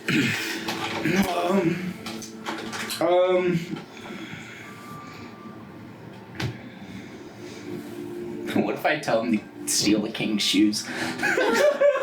Then your son might die. He's got a pretty good track record so far. He's not eating anything. Okay, no, he doesn't have to go in, but like for planning a route, like planning. I mean, he does know the city. We do. We can ask for help if we ever needed planning routes. Love to talk, but I do have to go. Okay. Go to the arena fight. Oh, you fighting? Should be exciting. Am I gonna watch you die? No, it'll be fine. You know what's coming. Dad. You did not say that with confidence. What are you talking about? This is with overconfidence. I love the dynamic of you being like, you have all this black salt in your basement, you're gonna this is get killed by the guards. Anyway, I'm gonna die in the arena, you should watch. He goes, I'm not gonna go to the arena if you're gonna die. So you can't die. You're not allowed to die. That's what I'm I already saying. lost one parent, I can't lose another one, so you can't die. Well, I'll die eventually. Eventually, but not being mauled by a dragon. Well, luckily you'll have me there as well with these diamonds that you've supplied us very thankfully. Has your sister stopped by? No. This is horrible. This is one thing I wonder where after she is. another. Because she said she'd stop in here in Gordonsky. Hasn't shown up yet, so that's weird. That's concerning. Your sister's That's dead. the point that we're at now. It's just, that's concerning. Well, Okay, I have stuff to do. Gotta go. Wait. So you're fighting in the arena. Yes. You want me to be there? If you'd like. Oh no, I'd like to, because if you do die, then I'll regret it for the rest of my life if I miss it. So I'm gonna have to be there. But if you do die in there, I swear to the gods, I don't know what I'll do. I will use that black salt and blow up this city. what? Not really. Honestly, not really. probably level a good Not really. No, I'm not gonna. That's a maybe. I'm a taker, not a taker of lives. You know, there's a big It's difference only there. a hop, skip, and a jump. So I'll just be very mad at you. So don't do that. That's fair. Well, think about using black salt. I'm gonna use black salt. All right. Well, if you need anything else, please come on into my nice establishment. You know. I really do wish I could stay longer, but if I am not to die, I have a lot of preparation to do. So, I'll see you after. And you too. Before you go, I have something that will be great for both of you. You first. He kind of takes out this set of this beautiful interwoven chain and kind of encrusted like long strand, and there's various clips along it.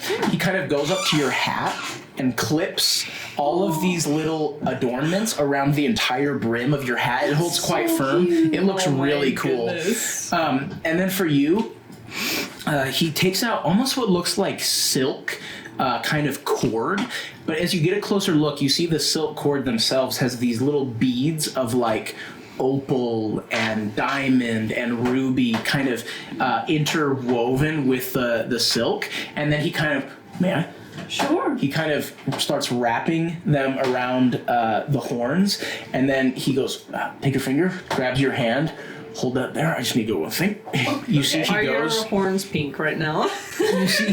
You see he goes and gets a small jar of what appears to be like dried like flower buds and it like with a bunch of like little bits of like rock and stuff inside, and then he takes the wrap string and kind of loops it over and secures it, so it kind of dangles from your horn. He goes, a parting gift. Thank you. Thank you. These are so intricate. Thank you. Great. I'll be returned. Also, as a return for this exchange of friendship, please don't let my dad die. Yeah. Yeah, no, you got it. Yeah. No worries. I was Great. planning on not, Yeah, thanks. yeah. That would be ideal. Yeah. Yeah. Yeah. With the assignments you gave me, I can revive people like 7 times now. Great, So, great. So no worry. Yeah. So We're good. yeah. Awesome. Oh, No worries. this is so great. Okay, well, So we'll do our best. workday continues. And he walks back into the shop. We know how So retail really in love is with here. this Do either of you have the sending spell? man. I have message. Okay, I'll talk to Eyes. Sure. Well, message only goes for like a couple 100 feet. Oh. Yeah. Okay. I didn't know how far you needed it. Okay. I don't know where she is. At the brothel. Yeah. Well, I'm Second house talking to go. about my daughter. Go back to the. I'm sorry, Emma. I find Your Eyes. stuff. Eyes. Ah! I heard you walking. I'm kidding. 2 things, real quick. Can you do a sending spell for me? Sure. To Alexa, my daughter. Of course. She said she'd see us here in the city. She hasn't shown up yet, so can you check in on her? And also, would you be able to make a sending scroll for me? Perhaps. What for? I have someone I need to tell something to that's very far away that you have not met yet. I've vaguely remember her. I think I was like 3. I don't remember her, but I have a description of her and I want to tell her something. Could you make a scroll for me?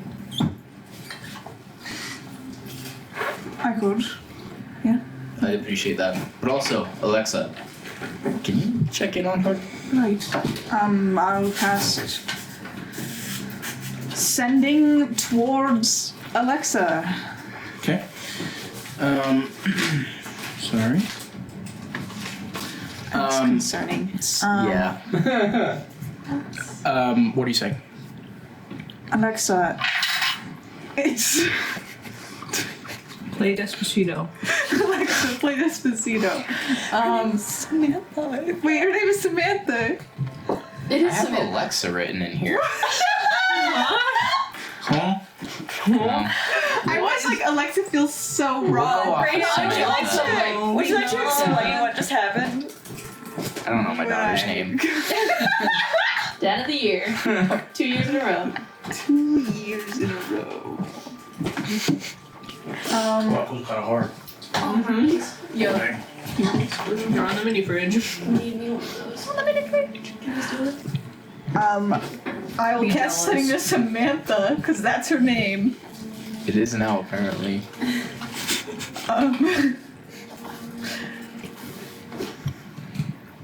Are you alright? Where are you? This is Eyes, your dad's little goblin friend.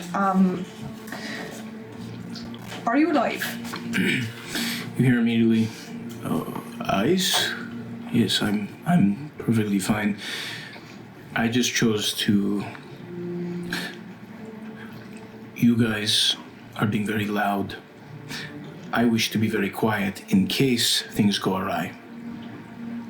So that at least an unknown figure could help. Your daughter's smarter than all of us. I will send a message back and go, wonderful, great. I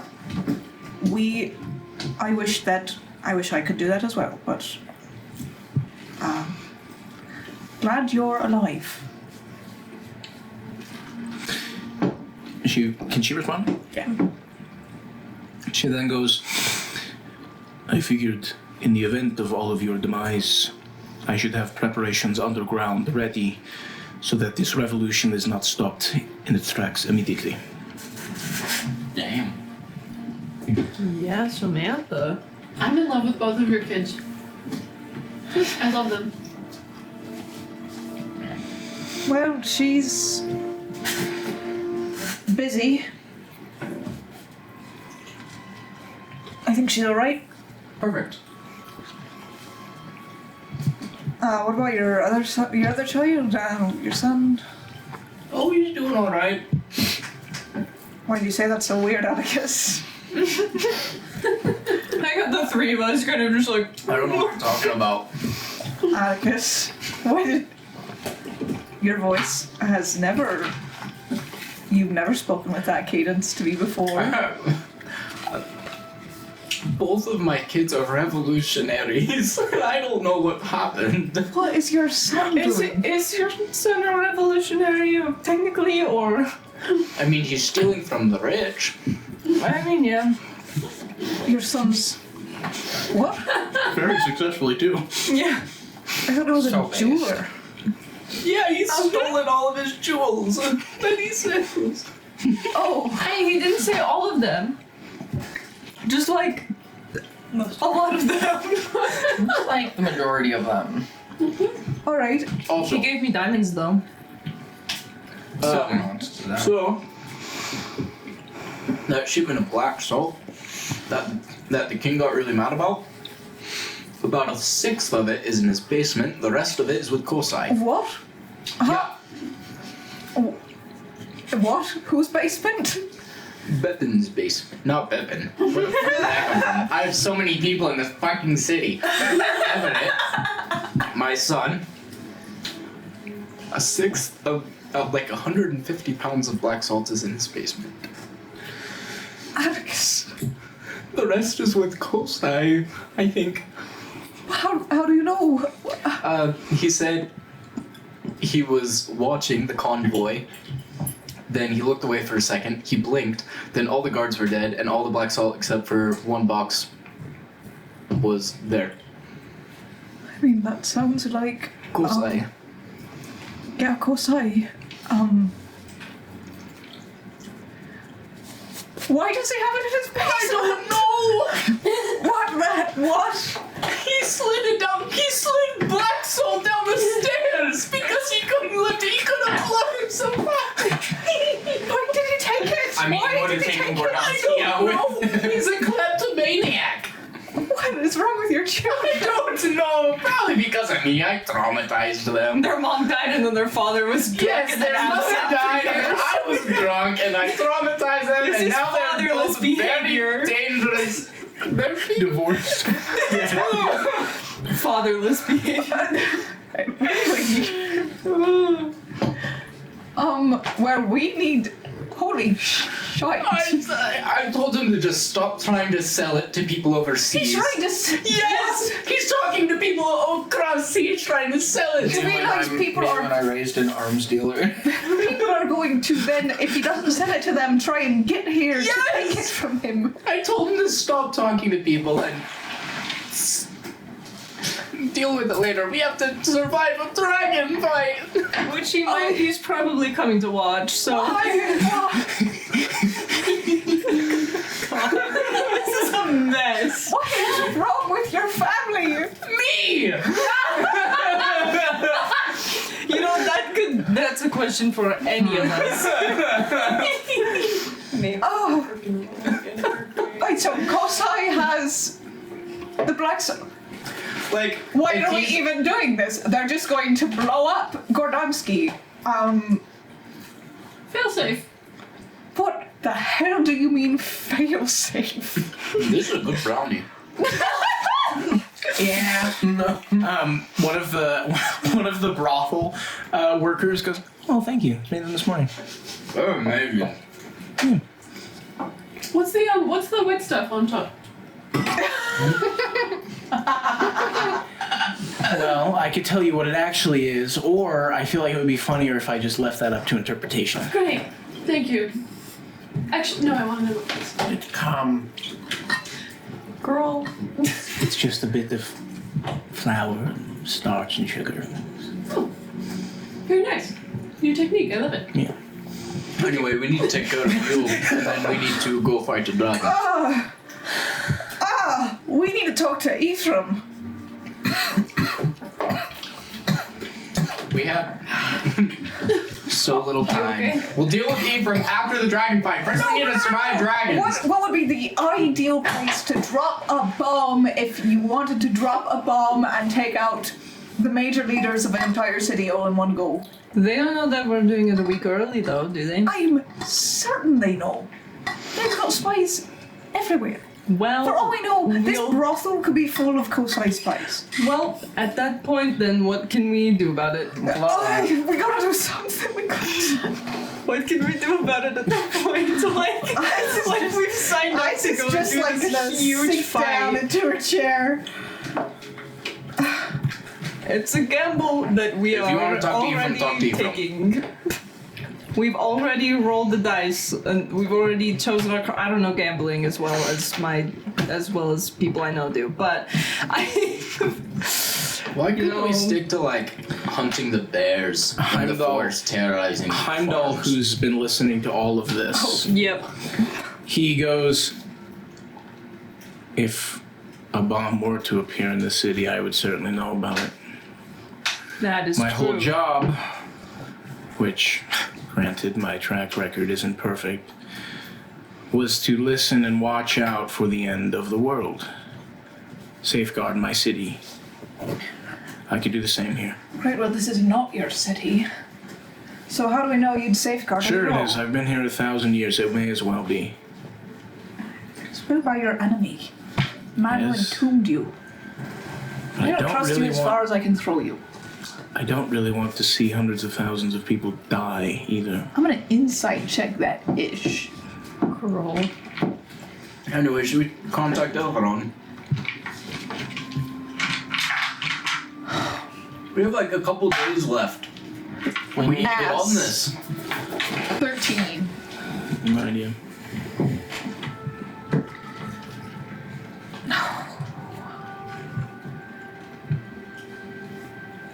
I feel like I'm being tested. Huh? Oh, the green. Oh Lord. Why'd you test me so? God gives his hardest challenges to his fiercest warriors. To his most anxious warrior. To his most anxious little goblins. We have to talk to Ephraim. That's the only ally we have in Kosai. Ephraim is not an ally. It's the only thing close to an ally we He have in Kosai. swore the death of Ersa when he left. I don't feel keen on telling Ephraim, like, hey, we know an easy way for you to blow up Gordansky right now That and is take true. Ersa out in one Maybe fell Ephraim swoop. doesn't even know about the black salt. He's Just scry on it. Yep. So Yeah, I take it while I was Scryer. gone, they realized the black salt was missing. What? The black salt is still in your son's basement, right? Yeah. Okay. Listen, I don't know if your son has put magical protections in his basement. I don't think he has. I don't know how they haven't found the black salt then Neither yet. do I. But I guarantee if Kosai has taken the black salt, it is heavily magically protected from scrying. I can try. Yeah, on the chance that it's not, why not? I'll scry. on. You sound so happy about that. Can you scry on objects? Oh, Wait, can you? I think it's just. I think it's just people. They're just places. People and places. Mm-hmm. Scry. You would have to do on locate Ephraim. object on Yes, it. Grand. You could scry on Ephraim. Since you're already I could casting. scry on Ephraim. Sure, I'll scry on Ephraim. We'll know whether he knows about it. Okay. You Not scry necessarily. I'm just on Ephraim. You are immediately Has to make a wisdom save. taken into the presence of Ephraim. You see he's standing over probably half a dozen very mangled and most definitely dead bodies at this point. Nice. You see it's dark outside where he's at. Off in the distance behind him, there's this large kind of sandy, almost hill of sand, various bits of greenery poking about. For the most part, it's mostly like desert. You see he's got kind of a shawl pulled over his face. Oh Yeah. shit. Yeah. Yep. Who is this? Lol. Scry's pretty, interplanar. I can smell it. It's somewhere here. Who's this? I don't know if I can talk to him. Can? Shite. This could be Ersa. I say shite out loud. Can he hear this? No. Oh. He goes,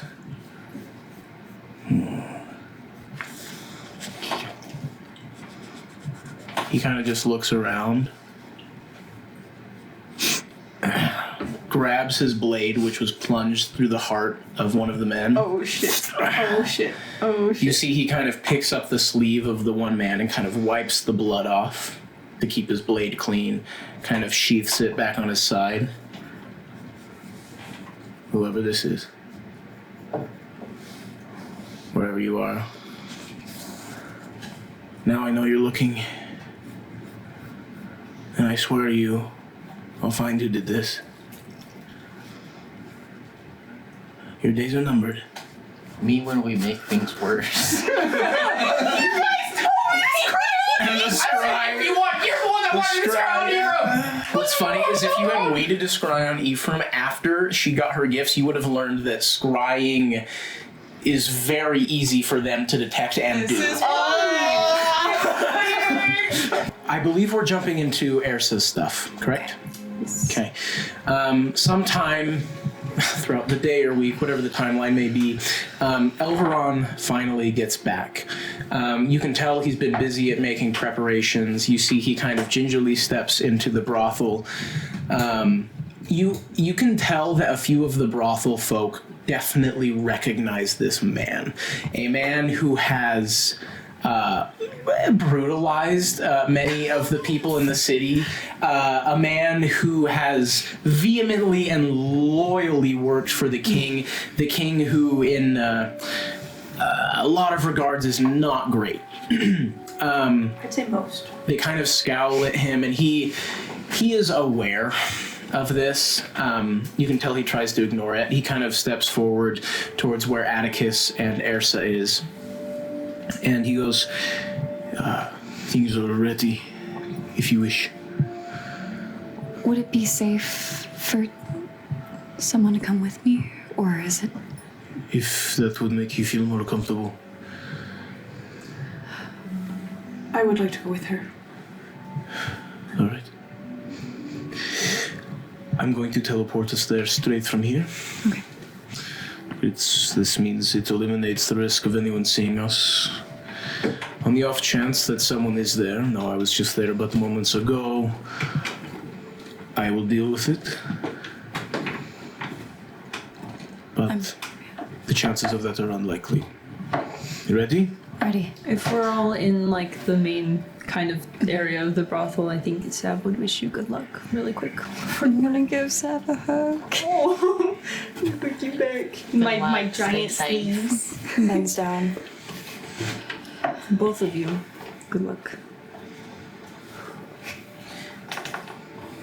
Ready? Ready. He kind of outstretches both of his hands. As soon as your fingers touch, you are taken from the brothel, and you enter into a whole new place. Ooh. I'm going to go here. You are taken into a small room. A room presumably deep underground, a room heavily guarded, a room that has been kept secret and kept safe from the populace of Gordonsky for 1,000 years. At the center of this room, you see, and almost pulled like a magnet towards it, a large, chaotic portal. You see along the rim of this portal, a portal which leads into fire. You see that along the rim of this portal lies the almost frozen in time, not decomposed by any means, frozen ravens, kind of strewn about the perimeter of the portal, kind of overlapping their wings and their beaks. Hundreds of black ravens just encircling the entire portal. It kind of swirls and shimmers ever so slightly. You feel the heat kind of emanating from it. He goes, according to Tyr, this was the last portal Odin ever made before, everything. I feel like I've seen these birds before. Ravens?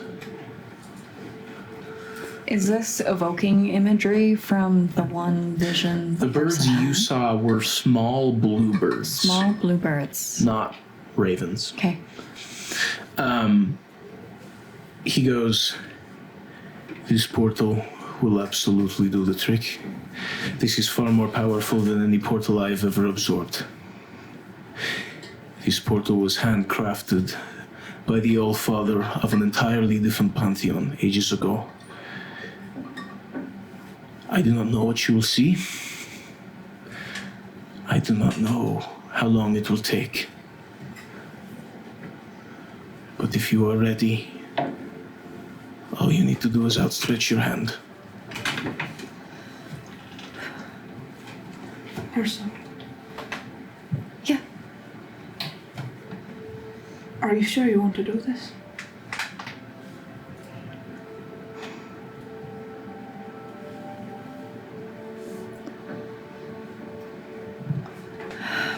I won't stop you, but we don't know what would happen. No, I don't.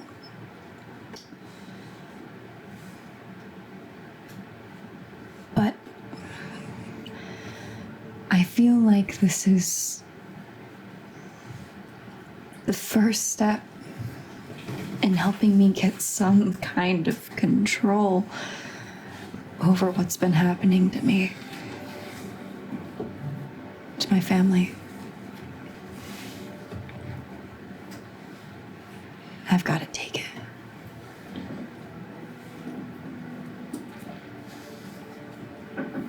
And I'll be here.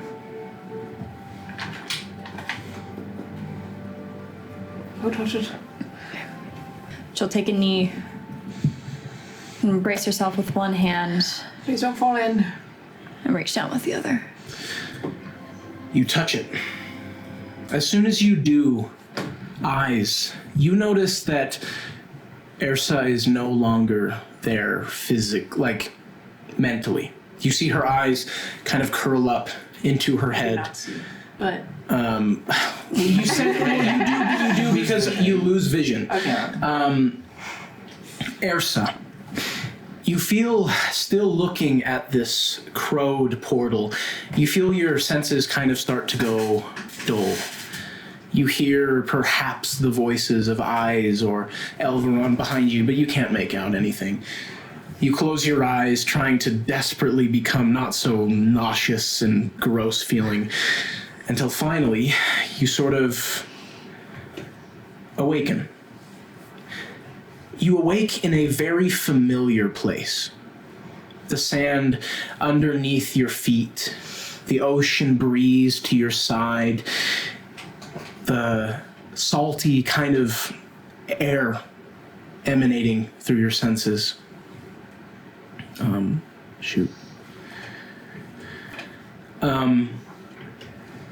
You see the ocean to your side.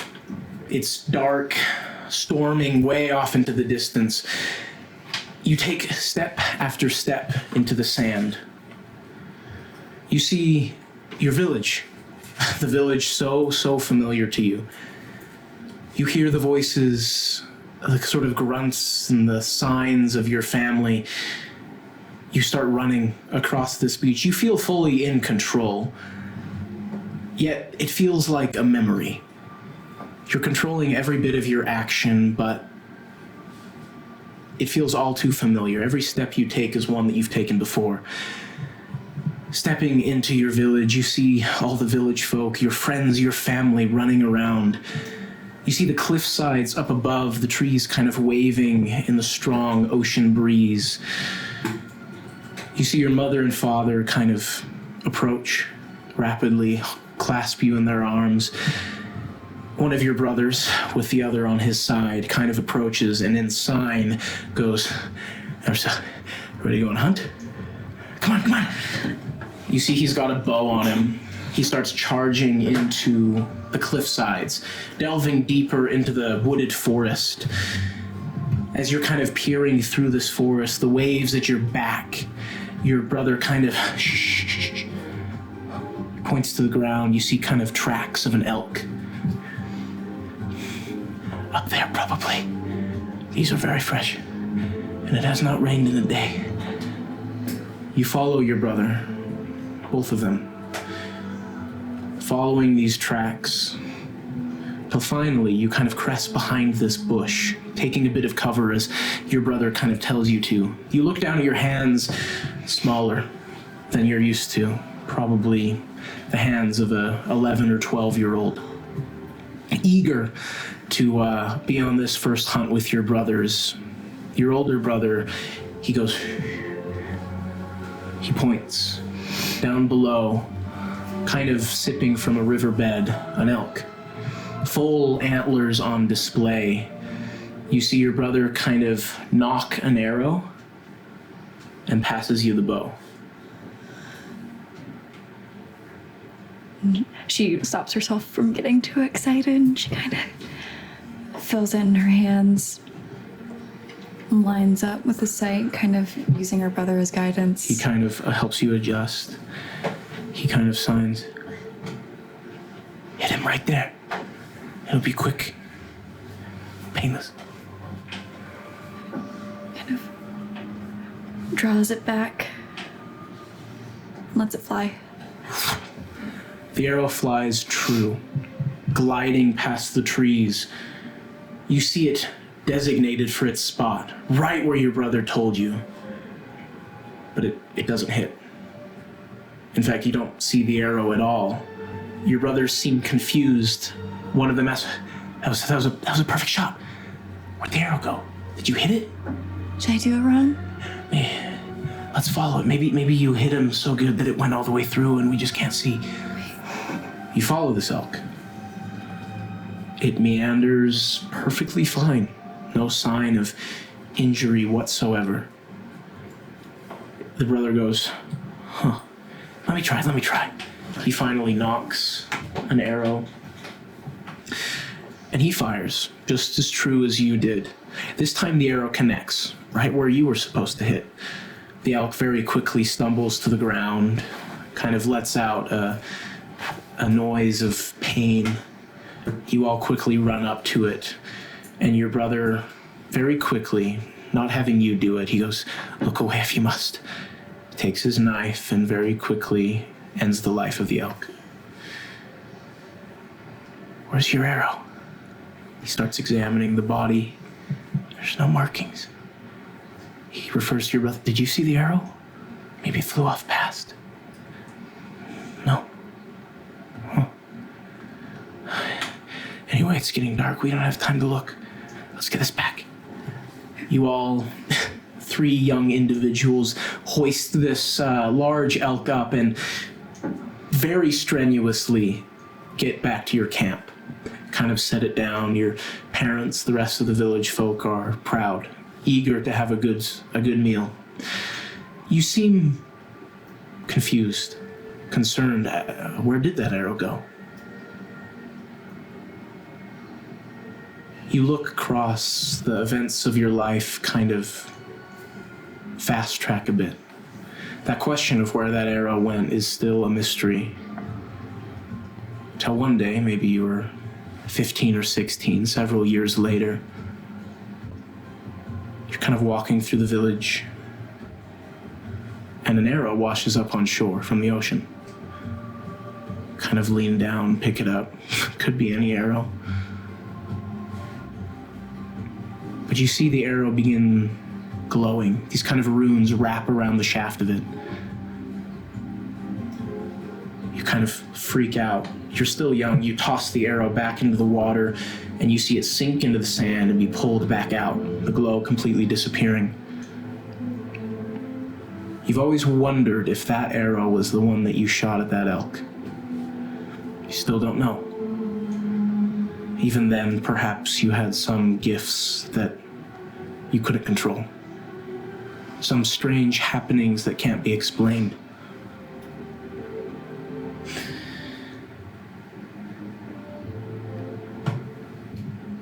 You tread through the footprints of your past self, your childhood self. You climb every cliff like you once did, and it feels like hours, yet at the same time it passes like an instant.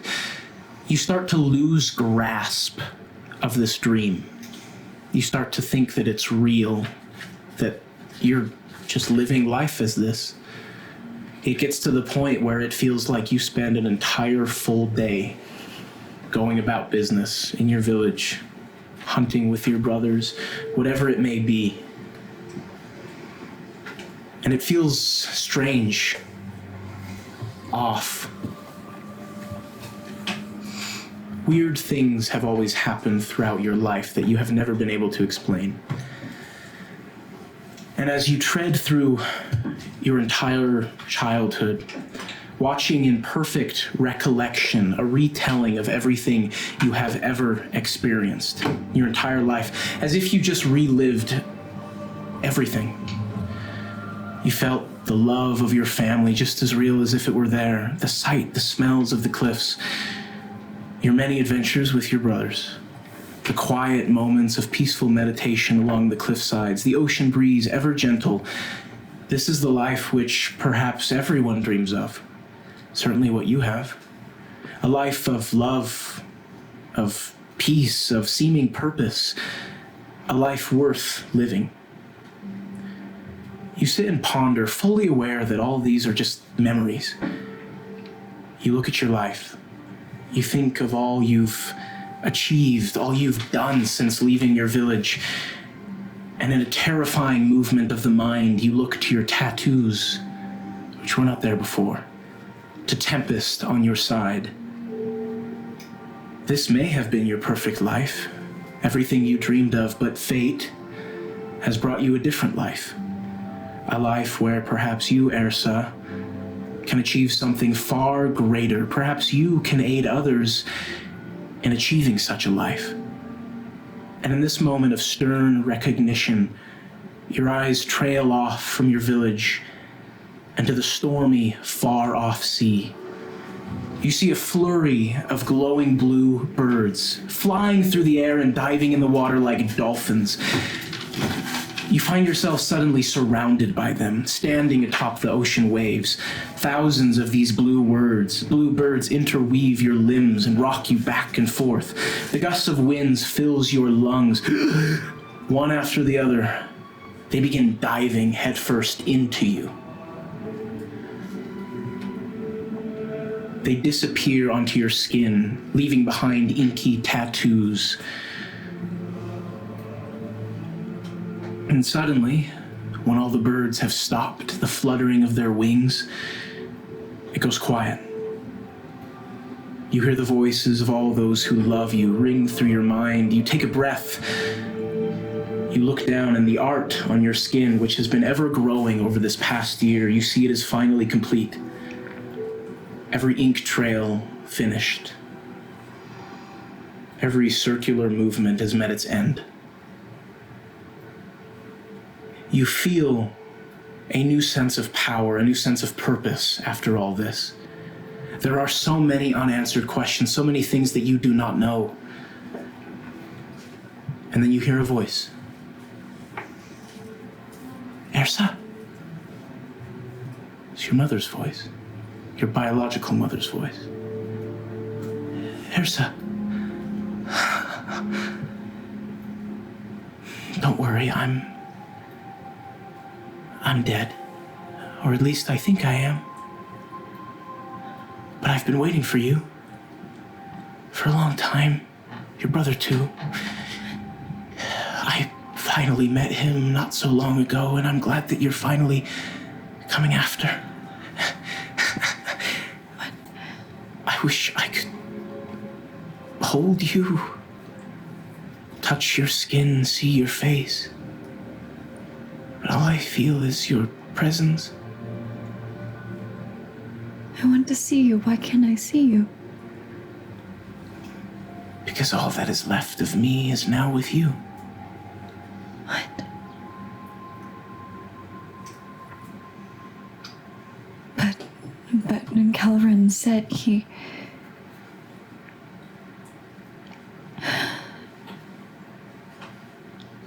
This wasn't how it was supposed to go.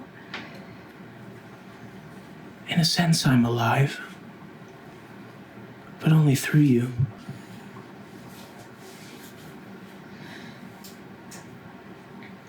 I have many unanswered questions as well. Life has been a haze ever since that day. But I've been waiting here. I've always known that I was a part of you and your brother, and I don't know where your father is. Perhaps he's part of you too. He was the one that had all this to begin with. I was just normal.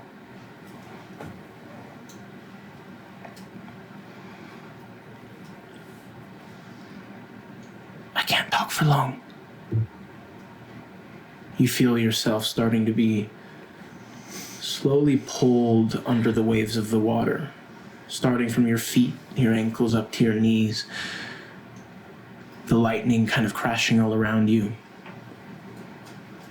I don't know what this means for us, for you, for your brother. I understand that you serve a higher purpose now, but to what end, I do not know. Perhaps I am still alive.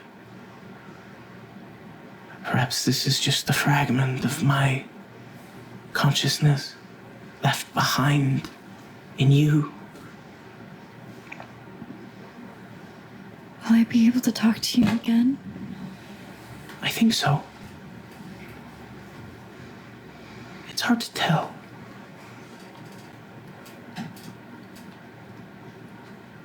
Okay.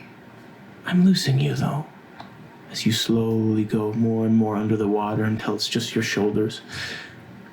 Don't panic, you're gonna be okay. Elveron. What happened with him? Is he okay? I do miss him dearly. He misses you too. He does. I don't remember the other man's name. Perhaps in a future conversation you can enlighten me. I'll come back for you. It's up to your chin.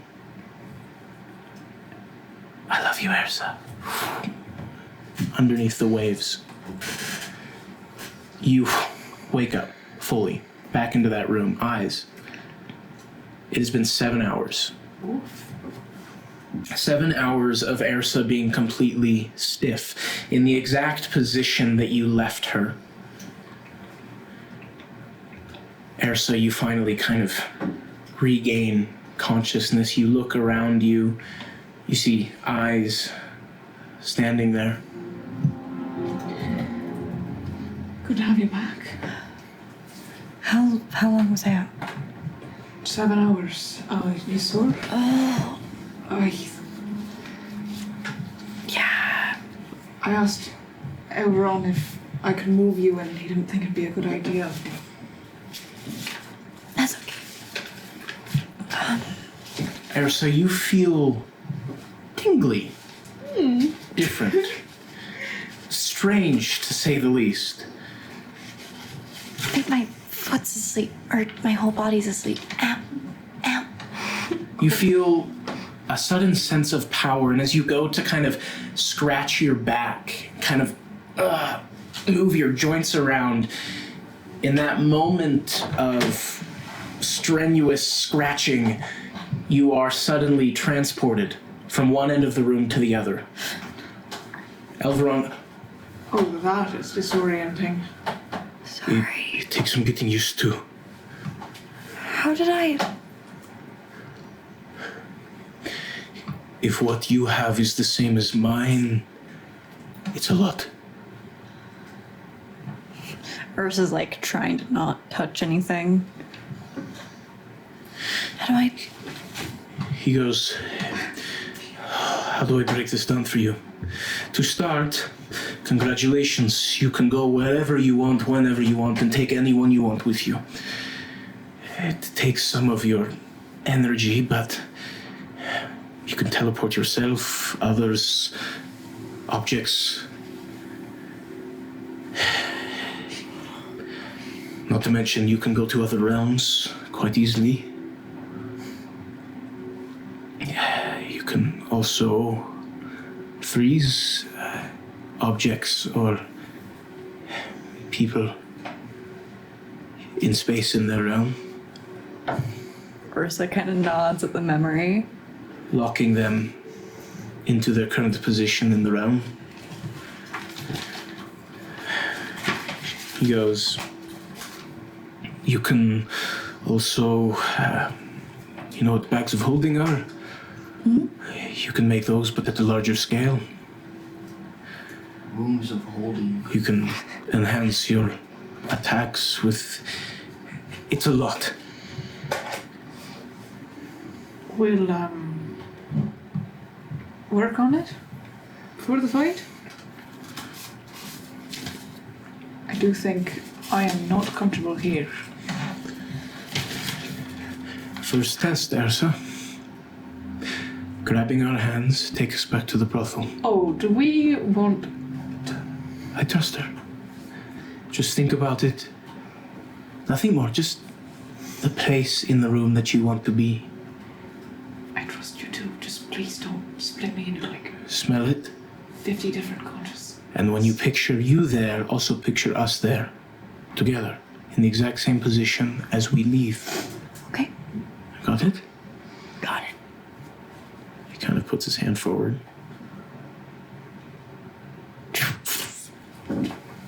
Easy enough. You teleport right back into the brothel where you left. Ersa, a list of new abilities for you. For 2 planar points, you can teleport yourself or another anywhere on the current plane. Oh my gosh. Wow. For 4 planar points, you can do the same, but inter-realm. You can travel to different realms for 4.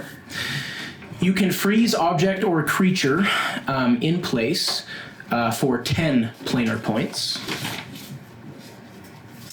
Just freeze the dragon in place. Oh my god. Honestly? You can open a interdimensional rift, i.e. a bag of holding, for 7 planar points. Oh my gosh. You can swing your weapon through the force of the realms, slicing your weapon through realm after realm, garnering energy from it, for 16 planar points, dealing an additional 10d10 force damage. You're so anime. Now, this next one does have a cooldown of 30 days. Okay. You can open a permanent teleportation circle for 20 planar points. What? Holy shit, Emma. This next one, You have to for reach level 20 then. for 18 planar points, You can weave the lines of fate between realms and give one person a guaranteed crit on their next attack. And finally, the lamest one, for 2 planar points, you can detect any portal or interplanar rift or strange occurrence within 15 miles. Fantastic. Now, Can we just your get the planar paper with points- that on it? Yeah, your planar points are based on your level, but it is also in accordance to how many portals you have absorbed. I believe this was your 5th, so you have 12 plus 5. 17. So you have 7, at this current moment, you have 17 planar points in total. Every level up, you gain 1. Every portal from here on out that you absorb, you also gain 1. Now, We just need 3 more. the portal that you absorb cannot be one of your own creation. Okay. No, Chico. no. There's some other notes on here, but Planar point with. all of it is on there if you want to pass that. Amazing. Incredible. You know how big the teleportation circle thing is? That's big. That is That's big. That's big. That's pretty girthy. Now you get it. Now you get it. Love that. Incredible. Great. Are you hungry? I'm starving. And you guys would see Ersa is back. Her tattoos are fully glowing now, constantly on. The symbol at the end of your hand is complete with all 5 spires. Like a neon sign. What's a neon sign? During that past 7 hours, can I do my small fry stuff with Bethan? Yeah. Cool. What would you like to? Would you like to roleplay that, or it's up to you? I'll just explain what I'm doing, and if you want me to, Okay. or if you want me to just like roll medicine. I know hallucinogens make you think really weird stuff, create new kind of like thought processes in your mind. Are you So gonna give Bepin? what I'm going to do, Drugs. I'm not giving a full candy to Bepin. That would put him out for hours. I'm sure with my alchemy skills, though, I could get enough for like a 1 to 2 hour trip Okay. that I can try to guide him through to figure out what is wrong in his mind that's causing him to drink, causing all these problems, Okay. and ways to remedy it. You need consent for that. I'll tell him beforehand. Okay. No, we're just gonna drug him. He's kind of just finally he's sober at this point. You kind of explain that to him, and he goes, "You want me to what? Hallucinate. Why?" It'll help you think up new ideas. That's all you got? It will help me come up with new ideas? What if the new ideas are terrifying? I will be here to guide you through them. Okay. Hopefully. What? I trust you. Really? You kind of help administer these hallucinogens to him. Are you walking through him any form of like meditation in the process? Yeah, I'm pretty much trying to do a guided meditation, and I mean, my understanding outside of the game, it's almost like your brain is a snow-covered hill, and the more times you sled down, paths will be carved out. You're trying to create new neural pathways. Yes, to help him get over his addiction to alcohol and hopefully help him turn his life around to be able to adopt that kid and Make a medicine check. do a better life and stuff. 19 Dang. plus 7. Dang, okay. 26. You take him through this exquisitely pronounced guided meditation. When all is said and done, he finally kind of starts to come out of the trance. He goes, How do you feel? a little queasy. That's fair. Here, drink some water.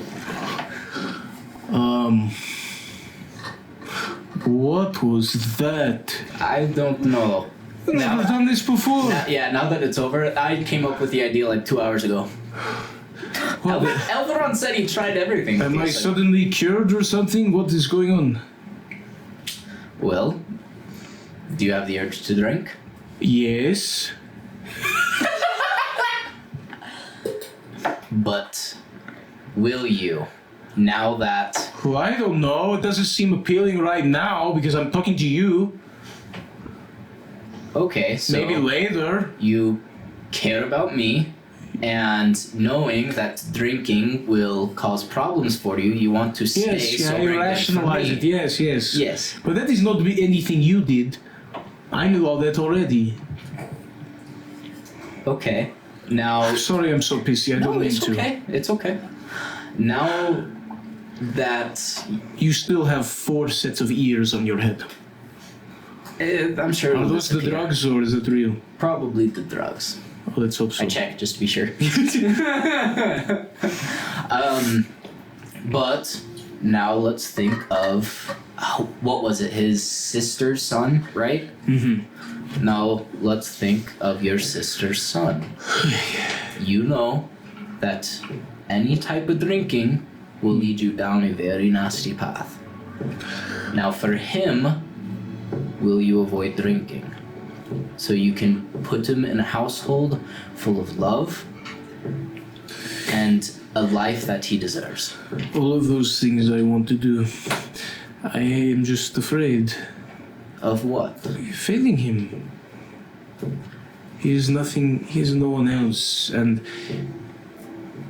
if I put myself in his life and I fall back into the God's awful things that I've been through, I don't want him to see that. Well, then that gives you all the more reason to avoid it. Now, we all show moments of weakness. Reach out to Elveron or I. We'll be here to help. We're just jump-starting the process of healing. For you and for that boy. Have you done this a lot? Talk to people through things? Sure. Yeah. Guided meditation through hallucinogens? No. No, the talking. The helping people work out things. I mean, Quinn did it for me and seems to help others as well. I mean, that's what got me out of my drunken stupor. Well, if your whole adventuring gig fails, perhaps you could go into being a therapist. I guess that could work, yeah. I don't... Her therapist in Gordonsky. No. I'm sure some of the effects are wearing off. Just to make sure, I did, during your moments of kind of meditative paralysis and sleep, I cleaned up and I did get rid of all the alcohol in the house, and I cleaned up a little bit to try to minimize temptation. So, because I'm sure it's still sort of a fresh bandage. I'm going to come back and check in tomorrow Okay, and see how you are doing. okay. The day after that as well.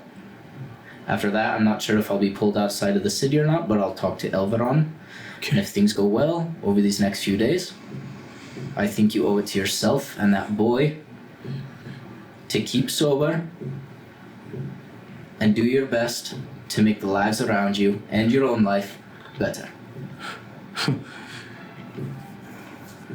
It's impressive you didn't even prepare that beforehand, did you? No. Thank you, Atticus. Of course. There's not very many people in this city that help people like me.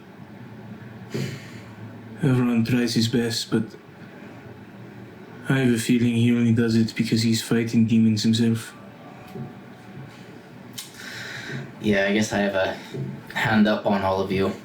I did get help getting taken care of. Now I try to do the same for others. And maybe you'll even get to a point where you'll be able to do the same. Thank you. Of course. I'm very tired now. I'll leave a couple gold pieces for you so you can go restock your pantry with actual food, not liquor. Hey, that is good. You're fighting in the arena, right? I am. A couple days away. How did that happen? No idea. We're just gonna try it out. Hey, I could actually afford it this year. Do you mind if I come watch you? You can if you At want. least one person in the crowd cheering for you.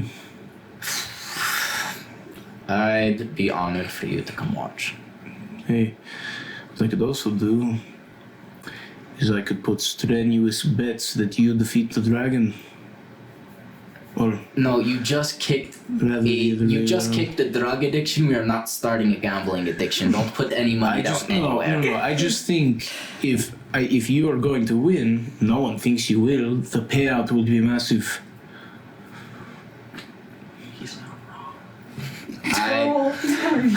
That is a genius idea. No. It's okay. The amount of gold I have anyway wouldn't really yield much worthwhile. Alright, well, Somewhere Teak is going. get back to sleep. Okay. When you wake up, go get yourself some proper food. All right. Finish cleaning up. I've only started. I'll check in tomorrow. The day after that is the arena fight. We'll see what happens. Okay. Thank you, Atticus. Of course. I'll see you around. Okay? Thank you. You leave Beppin. I think I would probably talk to Elron during the 7 hours that Okay. Ersa was unconscious. Okay. Yeah.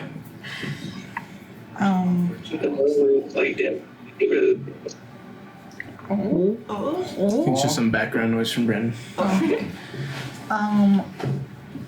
I think as soon as Ersa whooped, touched the portal and was kind of frozen for a little bit, I would. Do we move her? No. Her body is stiff. It could lead to complications. She'll be sore. She will. I was.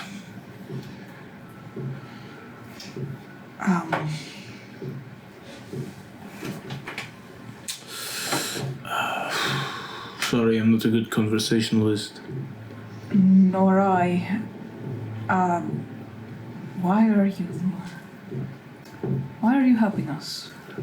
Ooh, call like it Good question to start with. guilt, obligation, past loyalties, whatever it may be. But this is where life has brought me. And something I've been waiting for a long time. An opportunity to stop. Finally presented itself, so I took it.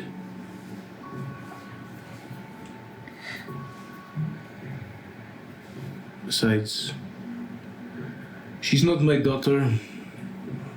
Never has been, never will be. I know that. But for the sake of my wife, I have to help her as much as I can. Perhaps that will be the last good thing I do in her memory. You still love her? Is it that obvious?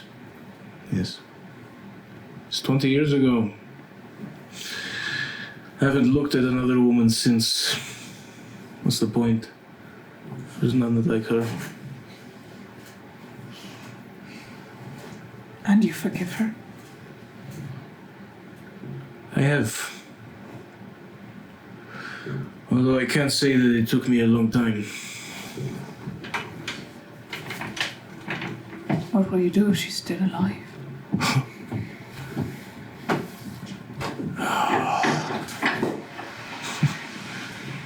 I don't know.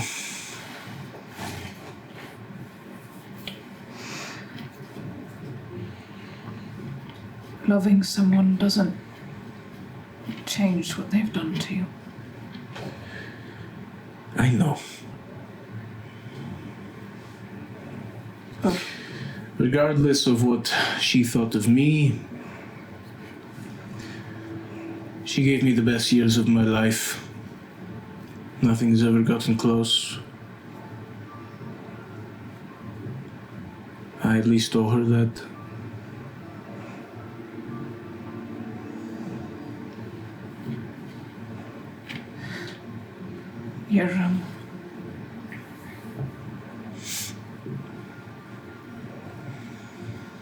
You're a more loyal person than I am. I wouldn't say that. Didn't my loyalty just flip-flop today? Yesterday I served the king no matter what he told me to do. Today I'm helping to deactivate one of his safety mechanisms so that you can do whatever you are going to do. Well, you're doing it for a woman who betrayed you.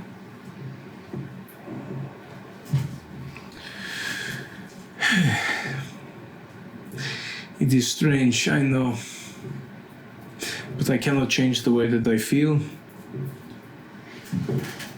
And the way that I feel is this. I respect that. I only want to try and have a heads up if you're going to try and kill us.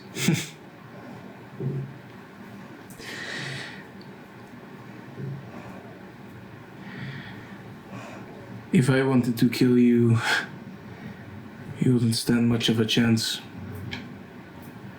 Put up a hell of a fight, though. It's kind of difficult to do that when you teleport the heart from the body. Sorry.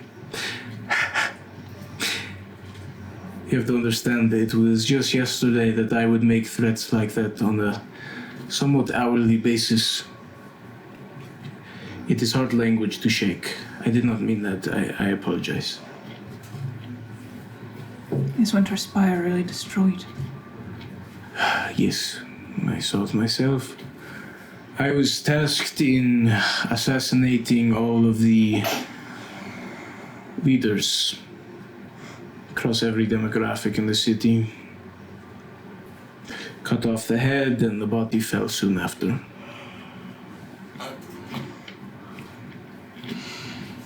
It doesn't make any sense. What doesn't?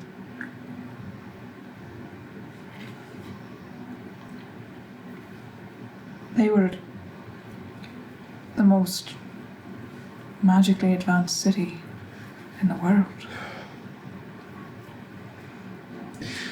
You're wondering why Gordansky destroyed Winterspire? Frankly, I'm wondering how. Well, that's where I came in. I've learned over the past 20 years how to do things very quietly. It is difficult to find the culprit when there is no body left, no evidence. And the magical protections. Does your planar magic go straight through it? Pretty much. You have to do a couple loopholes, but yes.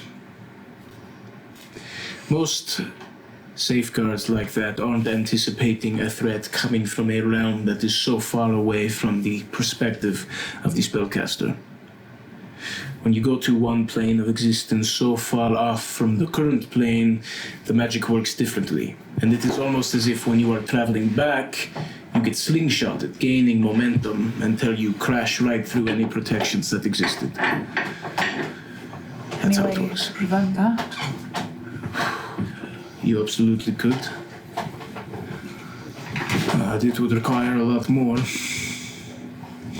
Most people do not think that they need that more. It's people like me, quite rare.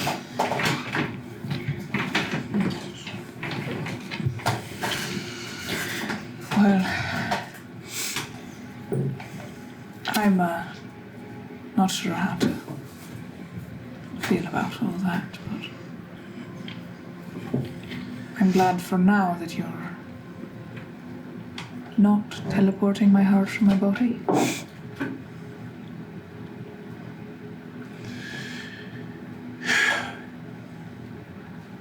I don't want you to trust me. Don't worry. I at least need you, one person, to not trust me. Because I don't even trust myself, so people have to be skeptical, otherwise I will just continue to make mistakes.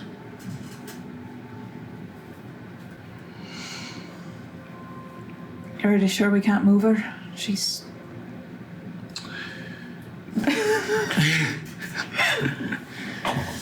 It's like her knees are gonna give out. It is difficult because What if she falls in?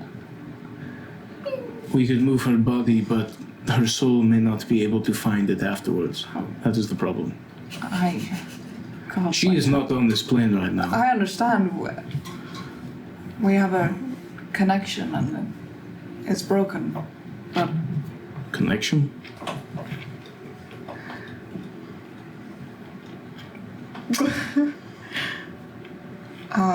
Stick Ersa's finger in her nose.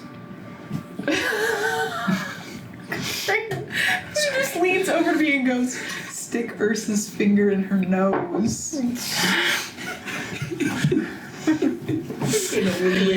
do it, you all.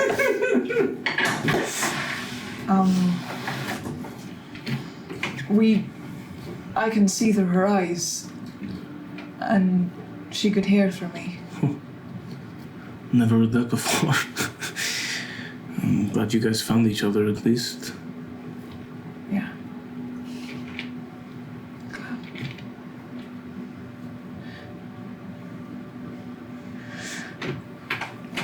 How long did you say this took? Oh, we've only been in here 20 minutes. Oh, well, I would take a seat. It could take another day or two. Want me to go get some food? I'll be right back. And he teleports out. We'll leave it at that. all right. Does he bring back corn dogs? What does he bring back? Yeah, some nice, like, kettle dog. Yeah, kettle corn, yeah. Okay. Kettle dog. Kettle dogs. Gordonsky kettle dogs. Honestly, that goes so hard. Can we make that a thing? Dogs in a kettle. Oh, absolutely. The arena, people will be eating them all the time. Okay, what next? Hot dogs. Because if you Are they little smokies or are they like corn dogs but they're cooked with like kettle Tater corn? tots. No. Mini corn dogs are kettle dogs. Or kettle corn on hot dogs. Yeah, like the kettle corn batter on hot dogs, so that it's kind of sweet. You know, the corn dog Kettle truck. corn on the Yeah. You dip it in like the honey, and then you stick it in the kettle corn. This sounds so gross. No. You two are vegetarians, so that's why it sounds gross to me. Okay, but mini corn dogs. Here's the Wine thing. and Gordons. Yeah, mini corn dogs sound gross, but also I know they taste good, right? Like I know they taste good. Objectively, they Yeah. taste fine. That just sounds gross to me. Yeah, mini corn dogs are great. They're fine. Fucking pause. What are you saying? You guys finally got it. Mini corn dogs are my favorite. You like Little Smokies the most. They're great. Favorite variety of wiener? Size doesn't matter. Yeah, those are huge actually. Like, Those have are you really good. ever had a honeyed ham? Like, it's really, really good. Like, the sweet and the protein really mix I have really well. never understood that. I've always found it really Listen, gross. you're vegetarian, so No, you can't I know, talk but about like, this. but like even when I was a kid, maple bacon. Like, Ew, the I've always sweet thought it was with the gross. protein. What? It's people who put syrup on their sausages. Ew. That I can't. Well, you're missing out. Gross. Bro, it's so gross. But that's why I think You're I'd like never gotten missing out. kettle corn dogs, because it'd be like with the kettle corn tasting batter, and so you'd have that perfect balance of like the umami of the meat and the sweet of the kettle. Okay, where were we? Yeah. Honey. Anyway. What are we doing? Where are we? thoughts. Ew. Are there any other plots that need to be resolved before potentially starting arena? Besides, like, one last good group meeting conversation before. Or like we drink because we're gonna That's what I'm saying. die. That's what I'm we're saying. Gonna TPK. That's what I meant by, like, conversation. I would like to. Rage. I'd like to head out and inquire about Kron. Okay. Who are you trying to ask? Who's the fucker that impersonated the dude that's been helping us? Shold. Yeah, I want to talk to Shold about Kron. Okay. You would have to. He's currently at the keep. I go up to the keep then. Okay. Wow. Are you taking anyone with you? Shold kind of Shold kind of intercepts you as you're like. Should you take Heimdall with you? As you're Heimdall's approaching- little like portal pocket with you? Go find out where Would I Foresight need is. Ersa with me for Oh, that? yeah, Yeah, and never she's mind. currently in a Yeah, trance. she's Part of Yeah. the portal. Pop. Shold kind of intercepts you as you're walking towards the keep, and he goes, "I was informed that you were on your way. Yeah. It's not hard to miss you and your pink hair. What do you need?" I want to talk about the person known as Kron. Do you want to head back to the brothel? Let's do it. Okay. You take Shold back to the brothel. You kind of sit down in a more private place. So Kron? Do you know who I'm talking of? Yes, he is a large... Crime lord? yes, you can say that. Yeah.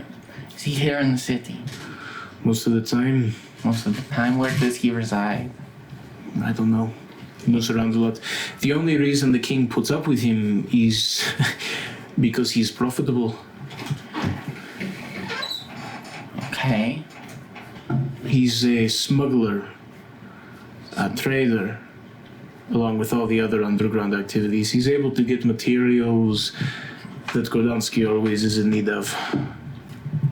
For example, black salt.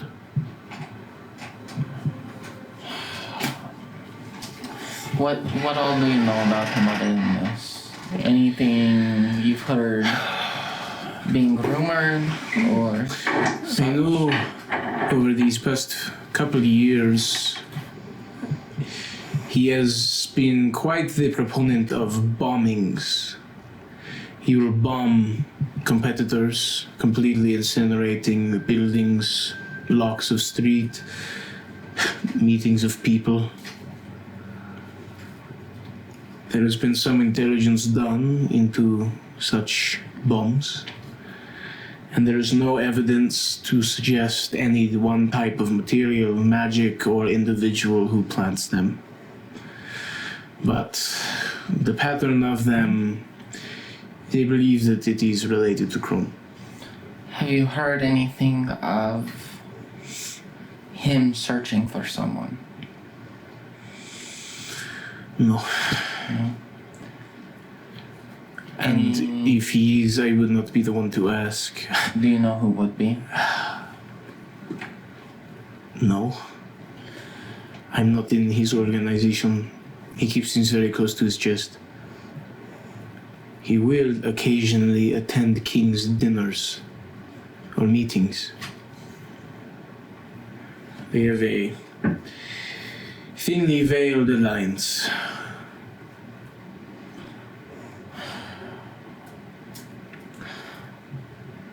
Okay, let's say we survive this arena fight.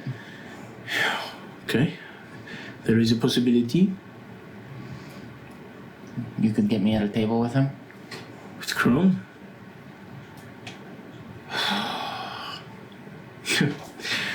Assuming that the king somehow still trusts you, or as long as I am in good favor with the king, I could potentially arrange a meeting between the king and and Kron, and then you could show up. Okay. But that depends on how this arena goes, on how my standing with the king is maintained. If we kill Dula and get out, and things go as planned, what do you think will happen? If you kill Dula and fulfill your plans with Tyr, then a great cultural shift could happen over Gordansky. And if the king is still in control, he would try and manage it as best he could. But yes, a meeting would be possible. That's assuming you do not die. Assuming I do not die, yes. Okay. Is there a way we could put an order out to make sure that Kron doesn't leave the city? That would be breaking the alliance between the king and Kron. The only person that would be able to authorize such a thing is the king himself, and he would not do that, especially at a time so fragile with the arena fights and everything. If Krone decided to blow up a building, it could spell disaster. They need to keep friendships for the moment. Okay.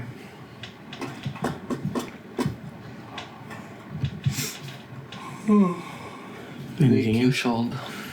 Of course. Good luck at the arena. I will be in the stands watching you. Thank you. Yes. He will leave. Okay. A bit more time passes, various other preparations are made. Teak completes all the various things that he's building for the fight. Atticus completes all the potions that he's making.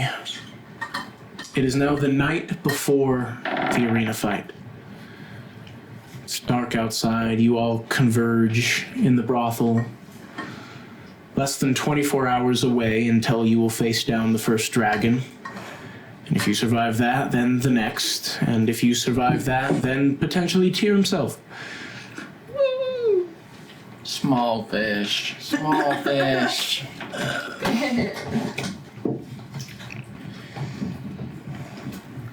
What are you guys doing?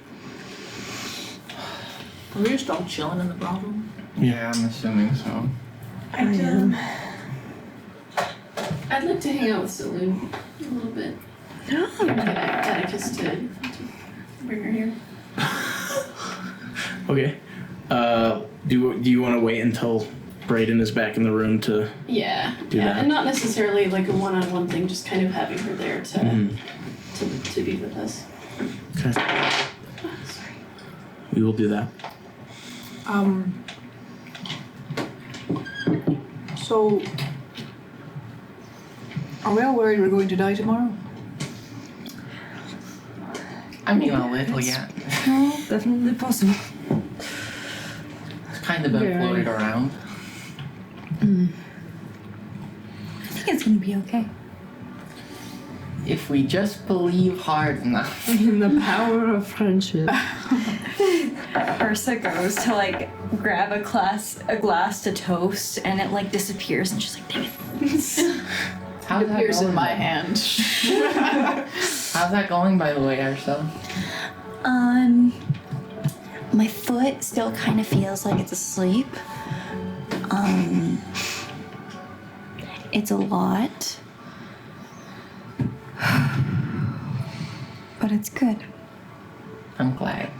I mean, hopefully it's not overwhelming, but if it's good, then I'm glad. Will you all drink with me tonight?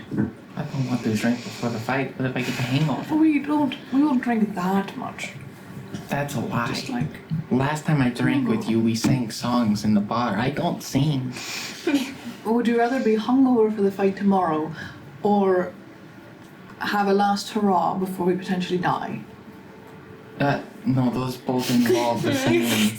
That's the same thing. I don't think it's either or. I think those are the... I'd rather not have a hangover.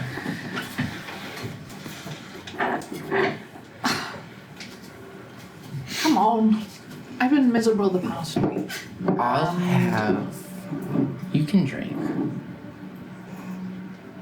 I'll. I don't have any at the ready, You so can drink my blood. You will die after two chugs. Gulp, done. I'm not that small. Compared to Sav. Sam could have a tasting, you know. Be like a shot. Costco samples. Be like a shot. I just, get my blood alcohol levels high enough, and then. I'll think about it. All right. I appreciate the offer. Sav, didn't you say at one point that like different like people taste different? Yeah. What do I taste? I'm not going around each and every one of you and telling you. I hope you know. What if but that's like, my last question, ever, and you didn't answer it? don't guilt trip me into I this. really want a pretty person to bite her. I am flattered. Get me a little bit drunker, and God. maybe I'd admit to that.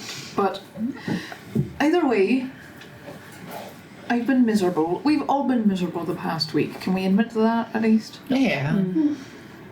I think the only solution. I would not like being. Whoa! I'm already a little tipsy. If this is our last night alive, I would like it to not be miserable as well. Again, this is just where our problems are fundamentally different. This won't be my last night alive, even if we all die tomorrow. But I understand why you would drink. No need to brag, Miss Archfey.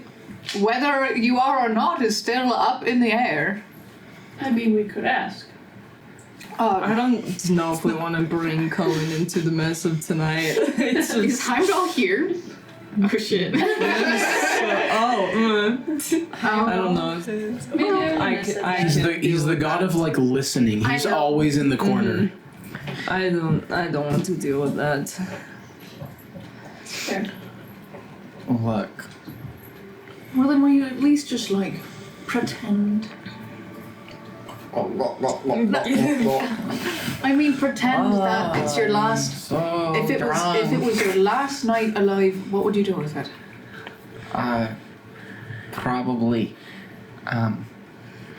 probably sit around with you guys. All right. So Check. what else?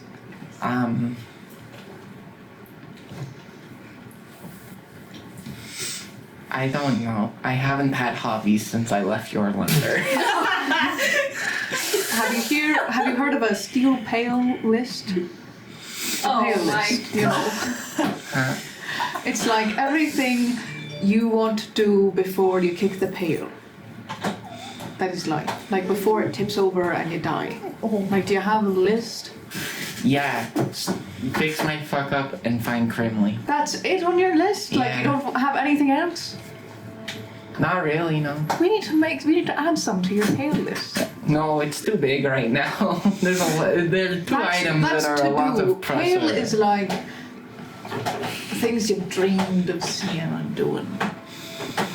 I've been to the Feywild. I didn't know that place existed. All right, well, that's a check mark off of one of your pail lists. Anyone else? We could potentially check things off of pail lists tonight before we all die. I don't know how much access you think we have to, Listen. There's always a loophole, I've always and Ersa can teleport anywhere now. It's true. I've always Oh, that's wanted true. to overthrow a corrupt government. We've already done that, so check. Dream since childhood. Do that.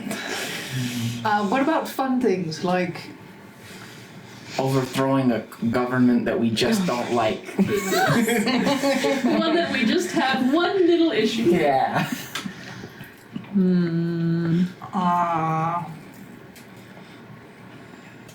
It's been a while I want since to I've ridden see- a deer. I Am want I to really see the least Odie boring and person here? Saloon go on a date. We've already seen that. Yeah, they fart You saw glitter that? on everything. Wait, no. Speaking of which, a knock on the brothel door. They're like, I will open. Hung out. You but see there wasn't, like, a Saloon date, in a like dark dinner hood. date. Oh. Come here. Sorry, you were gone, but Odie would have just asked Atticus to call in Saloon. She goes, I was worried I got the wrong address. No, this is where we are. Let's get you off of the street. Come on. A very pretty lady walks past and she, hi. That's fine. You get a little jealous. That's fine. Steps in. Hi guys, hi. Hi. Ice wants to drink. I don't. She always does. That's not new. Are you? Can you drink? Can I? Yes. Do you? That depends Okay, on what? on who I'm drinking with. Okay. We can play truth or dare. Okay. I'll do that. Oh, so suddenly you're on board. With truth I or haven't dare, played sure. Truth or Dare since I was like 300 years old. Well, good for you. I played it on the ship over from my home. The slave boat. There's no slave boat. The Fair Maiden was an honest shipping boat. Heimdall in the corner. This game has never been fun for me. I know the answers to both questions all the time. Well, then we can just ask you questions. Yeah, it's If you drink with us. have Heimdall tell the truth or do dares. That's the name of this game. Yes, that's a good game. All Or right. what we could do is we could all get a little drunk and play it. And maybe we'll learn like Odie has a heart condition and that will come into play Maybe we tomorrow during the arena fight. That, I have an actually, that idea. would be great to know. I have an idea of the I'm game. sure you don't have a heart condition. Only for you, baby girl. Oh! The wizard. I have an Condition and idea head of a... condition. And a boner. I have what I call a penis condition. I have an idea of what we could do. Alright.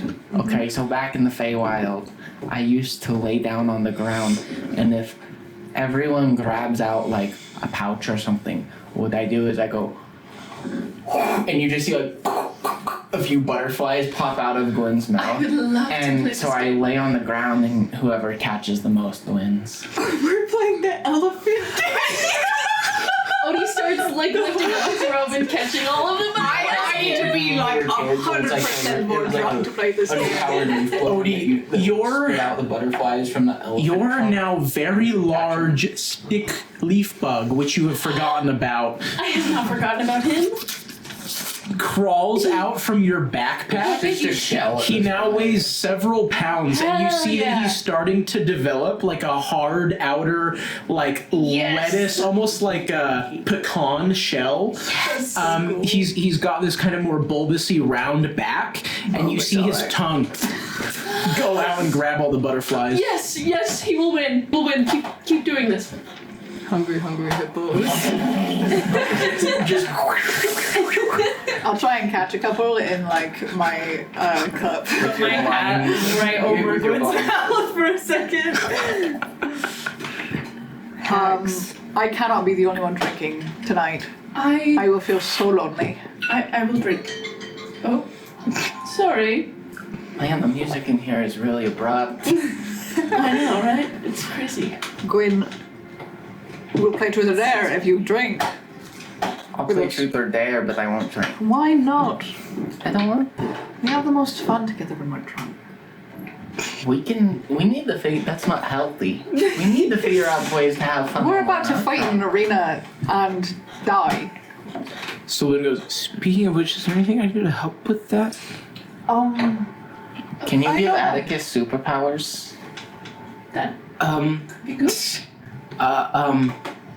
Like make it so he can touch a dragon and the dragon dies. I can't. I don't think anyone. I can't do.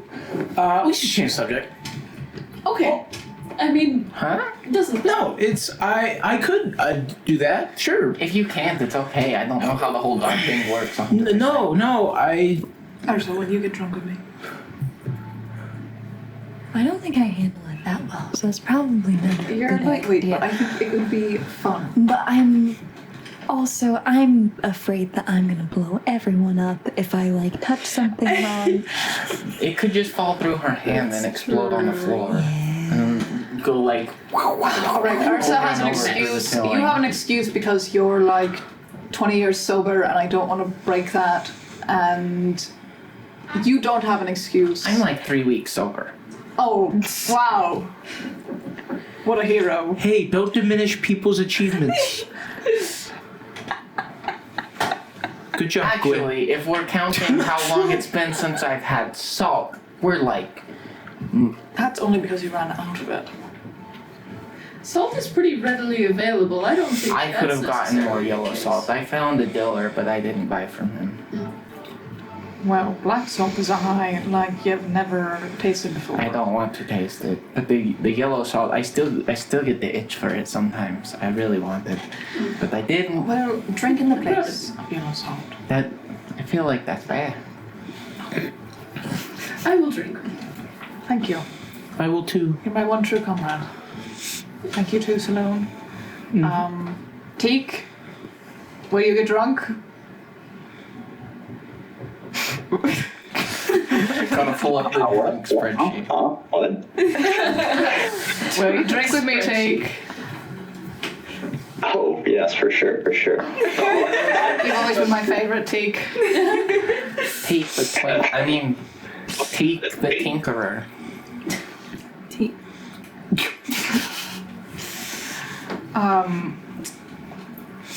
I start drinking like a fiend. I will have As long as I don't Okay. have to spend a lesser restoration tomorrow. Heimdall is just edgelord in the corner. Just They don't know that I can hear everything. I want to, while this is going down, uh-huh. kind of look at Heimdall and just see if he's paying attention to someone more than someone else, it seems, or what. Make a perception check. I feel like if you brought up truth or dare, you must have something at the ready. Oh, well, 26. Odie. Can I get a sense of what feelings are... Make an insight.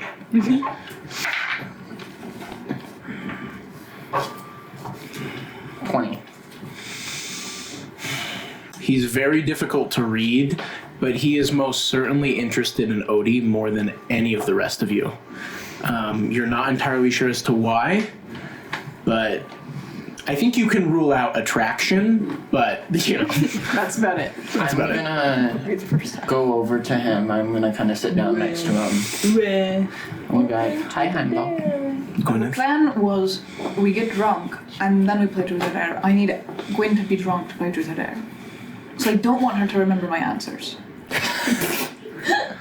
Well, I mean, she did just walk away for a minute, so... Gwen, no, stay away from Your me in the answers corner. are safe with us? I just want to Leave him talk be. for just a minute. About what? Your I answers don't know. Your answers are safe with us? Butterflies. Butterflies.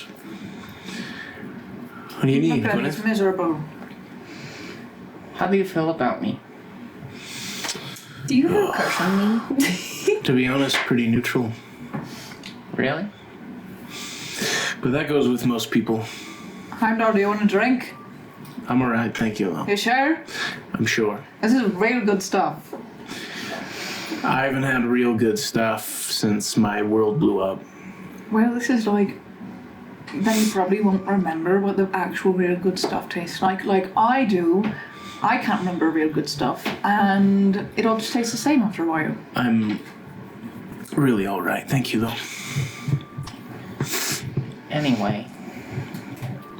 You know Odie's already taken, right? Oh, I'm not interested in Odie romantically. What you interested in? Odie interests me. Why? Well, who his father is. What about him? Odie is one of the few living people that share my people's blood, I suppose. So you want to be friends with Odie? I wish to learn from him. Insight checking that. Or actually, no, not gonna insight check that. I'm just gonna retort with, that was evasive. I think I told you exactly What you What meant it to, is. yes. Truth or dare, Heimdall? truth. Okay. You gonna kill Odie? No. Insight. Insight. I will also insight like that because I have some Not very context. good. So never mind. Unnatural 20. That's I wouldn't be able to tell either way. oh, your poop dice roll like shit. That's why it's called the poop dice. Sometimes it rolls real good. You could do some of my dice. 24. That would be really nice. You definitely could. As long as you know what I'm talking So who's the highest here? Definitely not me. Lillian. Okay. 24. Where's my big dice? Use your, I think it landed on the floor at I'll some use poop point. dice. Yeah, I used the poop Dice. dice. Dice. We can see the nipples through the shirt. Oh my Damn. god. Lord, Bleep that out. Censor them, yeah. Black bars. I'm not gonna say what this roll is for, but because this is a big question, I Heimdall want just to. literally kills me. If it's. I didn't say what it was. That one didn't count. If this roll is a 11 or higher, What happens? I'm not gonna tell you what happens, but Is it good or bad? 11 or higher is the indicator. That's That's called. Nice. Natural 20. Oh no. Shit. Bum, bum, bum, bum, bum, bum, bum. Bum, bum, bum, bum, bum, bum, bum, bum, bum, bum, bum, bum, bum, bum. Okay. Okay.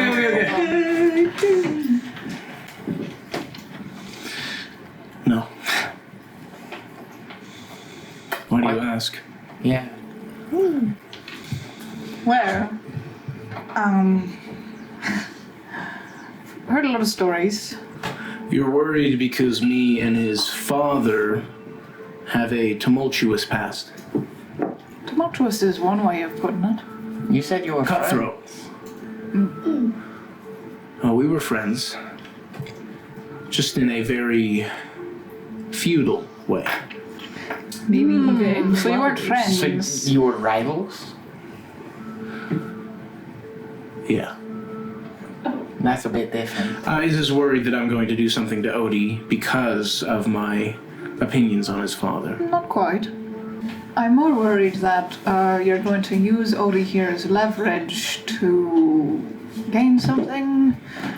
Maybe, I don't know, have Loki, as you know him, sacrifice himself in order to save his son. It's a great conversation right before.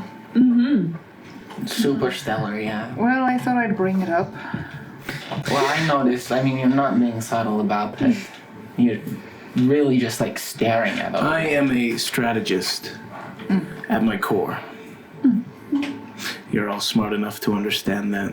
It's hard not to strategize when you can predict everyone's moves all of the time, know what they really think about you.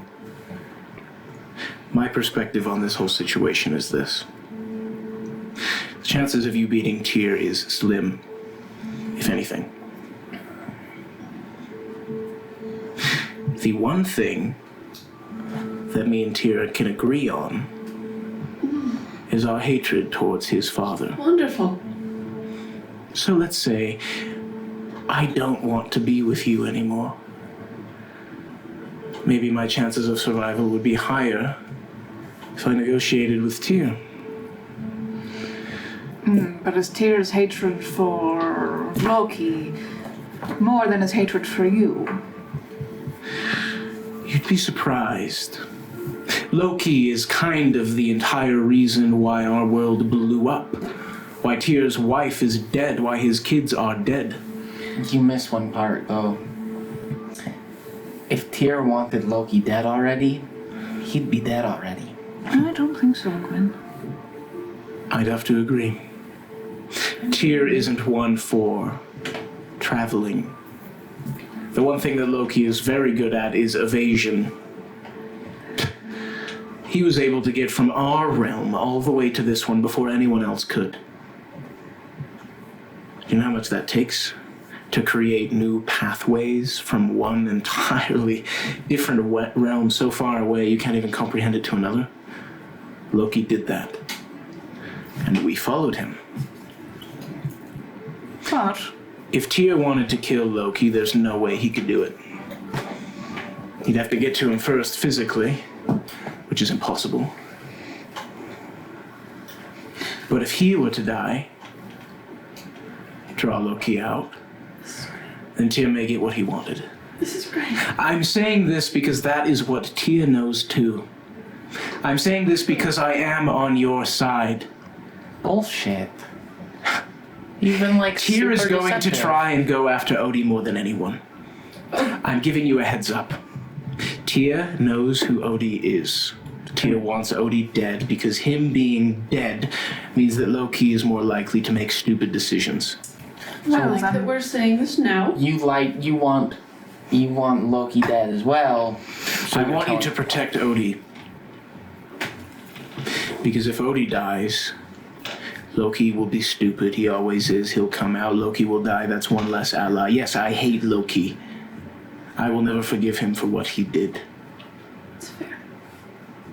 But I also do not wish to see this world destroyed, and to be honest, I don't think Loki has any more world-destroying capabilities left in him, but Tyr does. How do we protect Odie? I have an idea. The one thing that could rival Tyr's hatred for Loki is his hatred for you. Right? Oh, he doesn't hate me. He fears me. But he'll do anything he can to stop you from running around being here. Right? That was what you made it seem like. Tyr would make very stupid decisions to get to me. Much like how Loki would to get to him if he were to die. Gods are stupid. I'm very stupid as well. The only advantage is somehow this universe decided to give me the ability of foresight, which aids in my stupidity, but nonetheless I am right there with them. Alright. So, if we were to have you with your boots running around the city, that'd distract Tyr enough to keep him from killing Odie for a little bit, wouldn't it?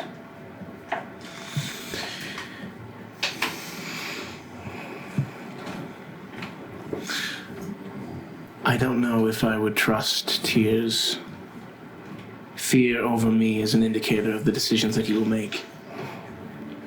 Fears are powerful. When we initially fought, he was terrified of me, yes, until a third party swooped in and saved Tyr. I believe that third party is still very much present. Tyr may be proud enough to believe that he's safe. He may let me go for the sake of killing Odie and drawing out someone he hates more.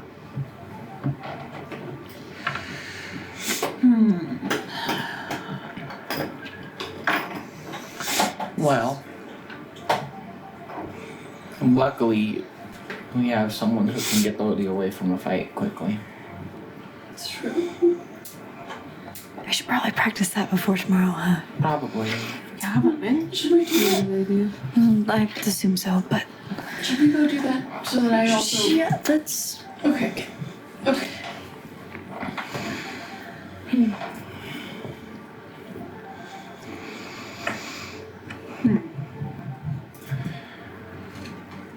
Would it be a smarter decision on my end to bring Odie on a little platter for Tyr? Absolutely. Perhaps I still will. But I've also learned from my past mistakes, and sometimes, unfortunately, the smarter option is not always the best one. The fuck does that mean? It means He's not gonna do it yet. the smart option for my safety is different than the smart option for the millions of people on this plane. Insight check that.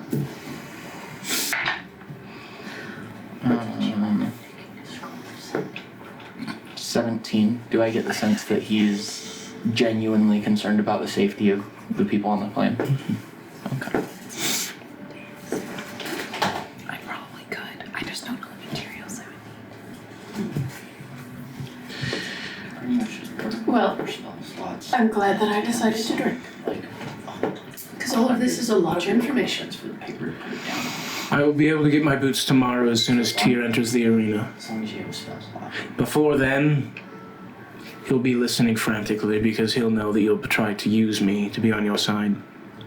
even when he is in the arena, he'll probably make arrangements to destroy me the moment I take a step out onto the street so that he knows where I am.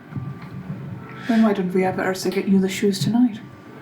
If that is possible, then absolutely. Think you're up for it? I could try. What are the repercussions of this decision if it goes wrong or if it goes right? The king knows where, The boots are. well, the king knows we're trying to get the boots, but the king already knew you're plotting against him, so He could call off the arena or any variances not allow me to fight. not if we did it right before. Just before we left. Well, isn't that essentially the same as Risky.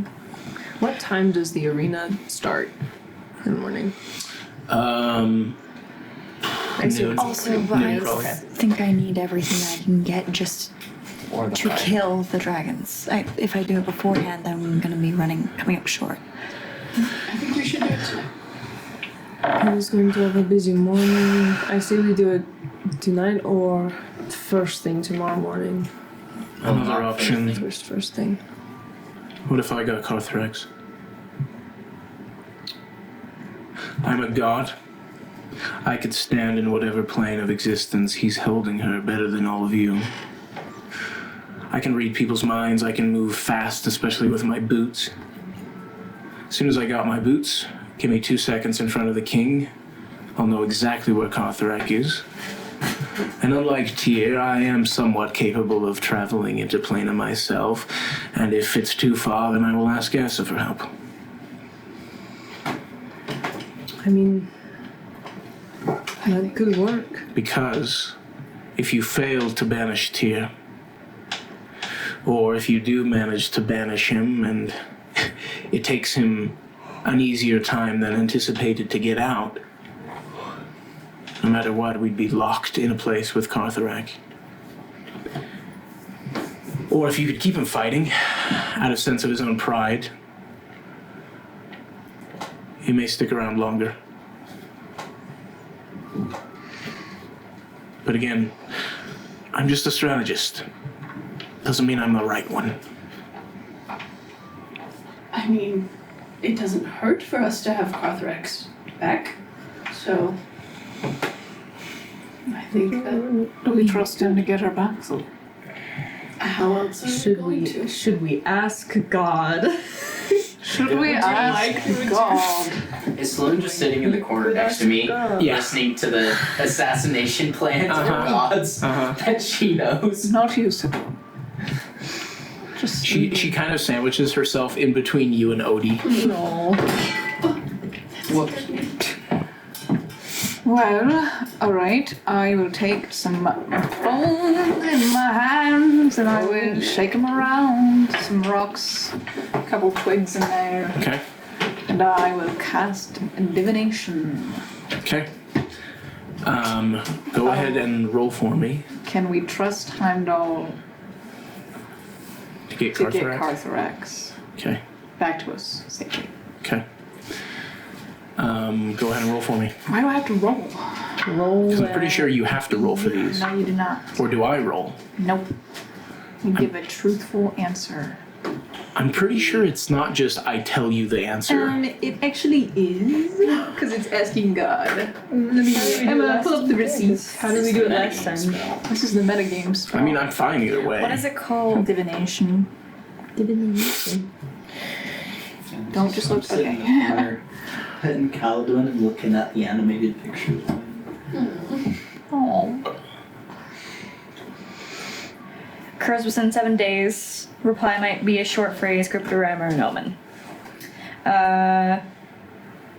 Yep. Nope. Just happens. Okay. 25 gold pieces. You can be cryptic about Okay. Can you trust Heimdall to retrieve Carthrax and return her to you safely? You get an astounding yes, you can. it. Oh. She will be returned back. Insight check the universe. Oh my goodness. Yeah. It has to be Well, that's a truthful. truthful answer. Yeah. He can get her back to you.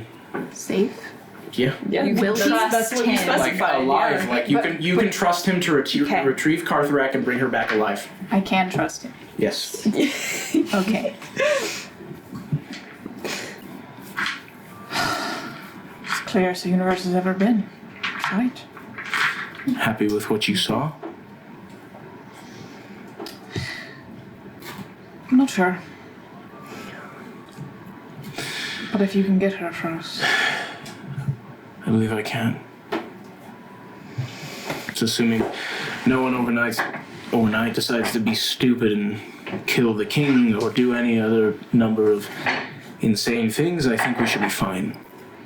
Oh wait, I can't kill the king tonight. No. Don't do me like that. He's one of two people that has the information we need. So pick the boots, go to sleep, wake up, kill a dragon. Okay. Easy enough. Great. So do you want to wait another hour or two till the king is asleep and then just open a portal next to his bed and snatch the boots? I will have no idea whether or not he's asleep. Cry. You could, if you Send it. More squatting. I have a couple of questions about what I can do. Ephraim said that a scrying was very planar in nature and that he could see. Is that the limited? Is that all planeswalkers can do with scry? They can just see. Oh no, you should be able to do it yourself as well. Okay. Did I not write that It's down? not on here. Oh, it should be for 5 planar points. You can cast scry. Oh, okay. And Great. this scry applies over planes as well. Damn. Amazing. What time is it right now? 6:24. Well, no, in game. Oh. 11, 12 o'clock at night. Okay. I'll scry on the king real quick. Yeah, because I assume he has a big morning. Overseeing getting things ready for the reunions here, hopefully. Okay. Gets more and more drunk. You scry on the king.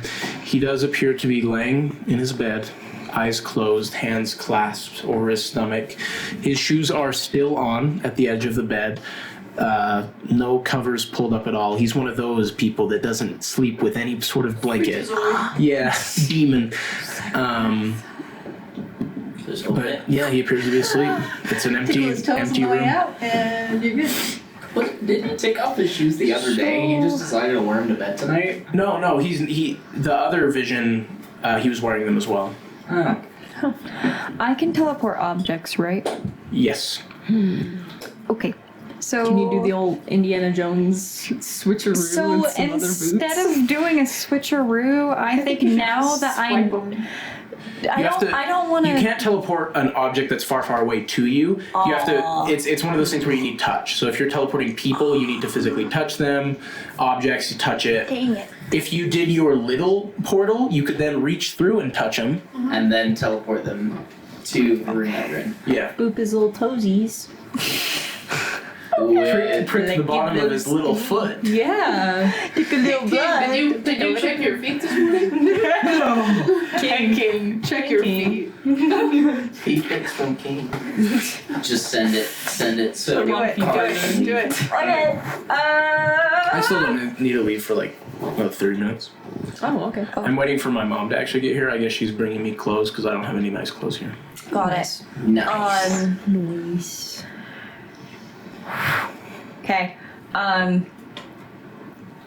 Stretch the for good luck, and I will from the ruffle open it up to his feet. A small portal opens at the base of his bed where his feet are. You hear him breathing. Everyone in the room goes silent. Are you teleporting or full physically Oh, pulling yeah, off? teleport. Okay, you touch them. Teleport off his feet. It's shut. You shut the portal. The boots are in the middle of the room which you are currently in, just laying there. Heimdall goes.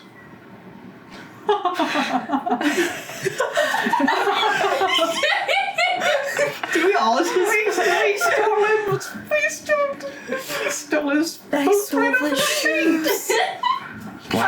why would he just have some of the most valuable arcane godly objects on his feet with no protection while sleeping? Do they smell? Oh, I can smell them from here. I'm the god of, senses and all that. And these are the He boots? probably hasn't taken these off in weeks. Oh, cool. Yum. Does anyone have, prestidigitation? I think I want to leave them stinky for you.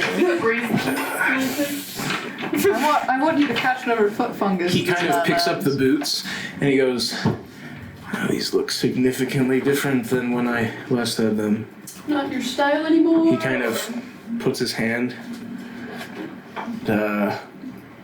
This isn't my sort of thing. Does anyone have any anti-magic? These are disguised. Dispel magic. Will you promise not to kill us? I promise not to kill you. That's good. Slay. If I de-stinkify them for you too, will you really not kill us? I really will not kill Will you. you really not kill his dad? I will not kill his dad. Thank you. Because I can make these stinky again. Prestidigitation works both ways. Would you just do it, please? Okay. I will You watch as you cast the spell. stinkify them and I will unwrap. The tattered leather appearance completely peels away to reveal beautiful, armored boots with kind of engravings of golden feathers wrapping around them. You finally see two, kind of flanges of golden feathers wrapping up the ankle and kind of flaring off the back. And he goes, Come. Here's your Nikes. he goes, they're not the most subtle, I understand, but they're very practical. I haven't seen these in a long time. He kind of takes them, he kind of puts them on, and he... The previous owners of these, well, he's dead now, but he was very fast. But his brain moves slow, so he's easy to kill. It's probably why his dad got so angry with me, helped here. Anyway, that's besides the point. I ripped a Hermes. R.I.P. Army. There's a burger joint in Cedar. Wow. Heimdall Somebody's gotta let my cat out. He's eating the door. Heimdall then goes,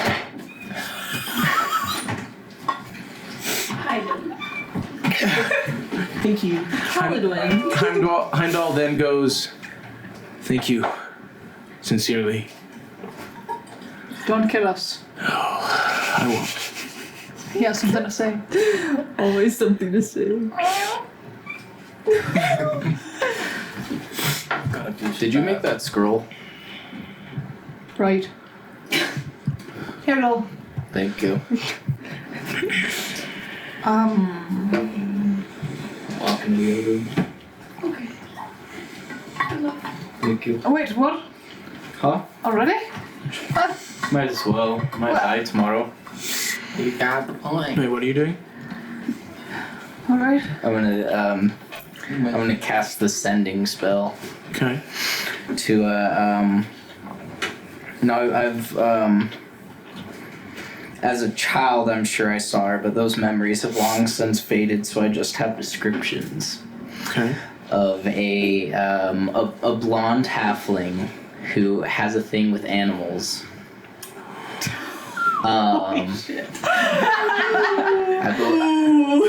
She had a couple of different names, but Mavis, my grandma, always called her Mouse. Okay. Can I do Mouse's voice for this? Hold on. I try my best to imagine this person and hope they still look similar enough to reach the person my grandma once ran with a long time ago. Uh-huh. I say the incantation of the scroll. Okay.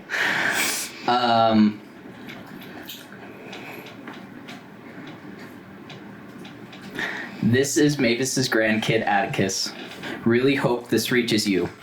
Gordonsky King Hatumir has spies in Solongar. He wants Luna as pet. Discretion is vital.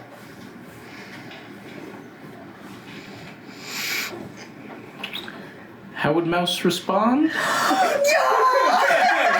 So for our viewers, you want to do a quick. voice. So Oh, for she's our, not She's old. only like Well, I know, but like a like couple hundred she's years getting old. older. She's only aged like 10 years. Oh my god. True. Yeah. I forget about druids. It's been 300 years, So Banshee. she's aged 30 years for a halfling. Yeah, so she looks like maybe 10 years older than she was. for our viewers, you want to give some quick context Oh. who this character is? Mouse was my last character that I played last campaign. She's a little halfling druid, little crazy person. Haha, goofy, quirky. Tried to turn us all into cockroaches. I Did turn that Cockroaches. That was fun. Then Mavis was Emma's last character, and Atticus is her grandkid. Yep.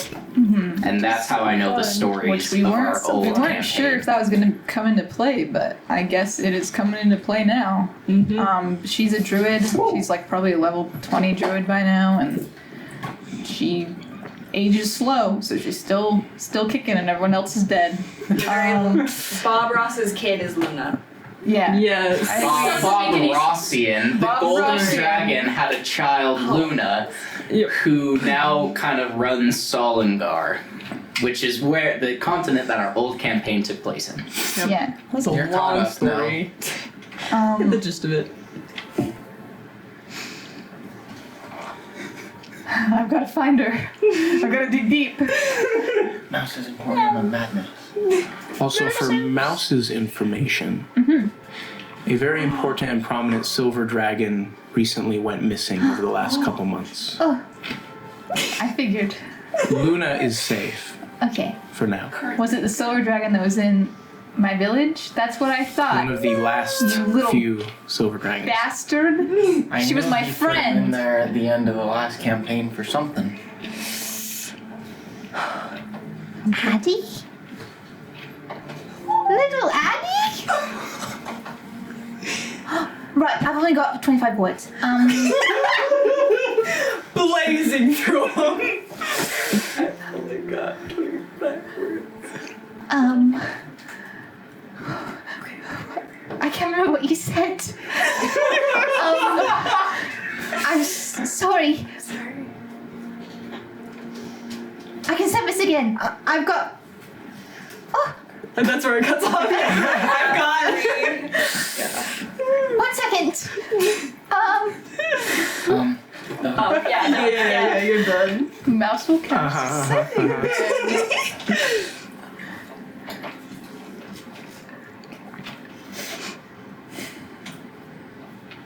We're safe. Are you safe? Where are you?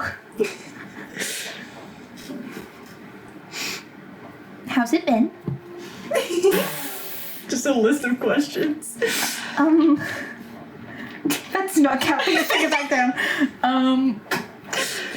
Metamouse. Luna is safe for now. Kodonsky's kidnapping dragons? It's like perfectly where it cuts off. Isn't it? Not quite. She's got 6 left. Give me a minute. 3. And she wouldn't be counting, so she's just like, Ramble. I can find another way to communicate. So that I have in my 25 little words hobbit back. hut. To keep things quick, what overall message does Mouse relay to Atticus? What did you ask me to say? He just said You just said that Luna was. Gordonsky's after Luna. But he also said that there were like operatives here He said and there were like spies all over Solongar. Spies in Solongar, that are and after Gordonsky's use after discretion. Luna. Use So- discretion. Luna shouldn't leave Solongar. Gordonsky has many dragons. Silver will be executed soon. Want to free? Not sure how. Very dangerous. No idea what I'm doing. Ross is like, just my style. I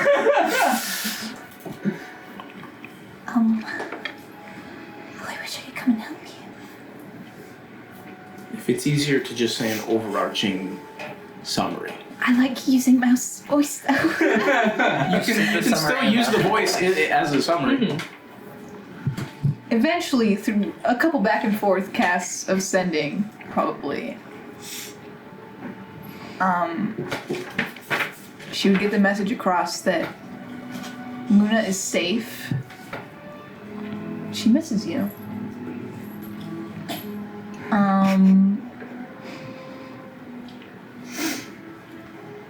And she would want to know more about the silver dragon who's been kidnapped, because a friend of hers, a silver dragon, went missing a couple of months ago.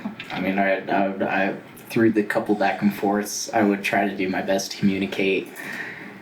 Silver dragon refuses to breed for the king, so he's going to execute her. That's all I know. Oh gosh. After he harvests her eggs.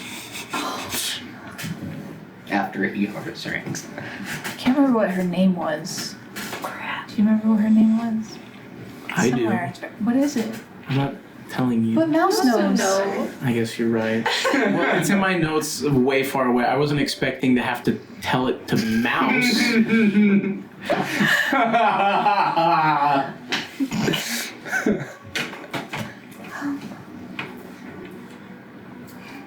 I don't even remember who Mouse was. Mouse probably visited me when I was 3. Let me talk with Luna.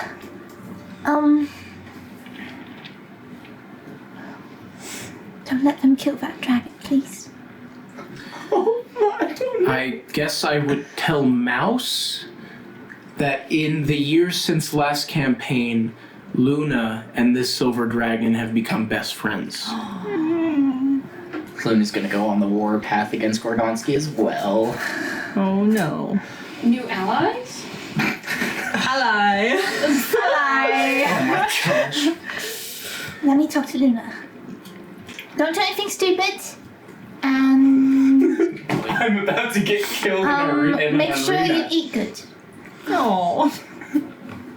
You're looking a bit skinny. I've lost the beer belly. I've stopped drinking. It's true.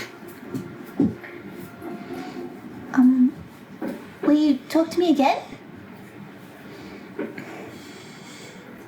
How to get scroll from wizard friend.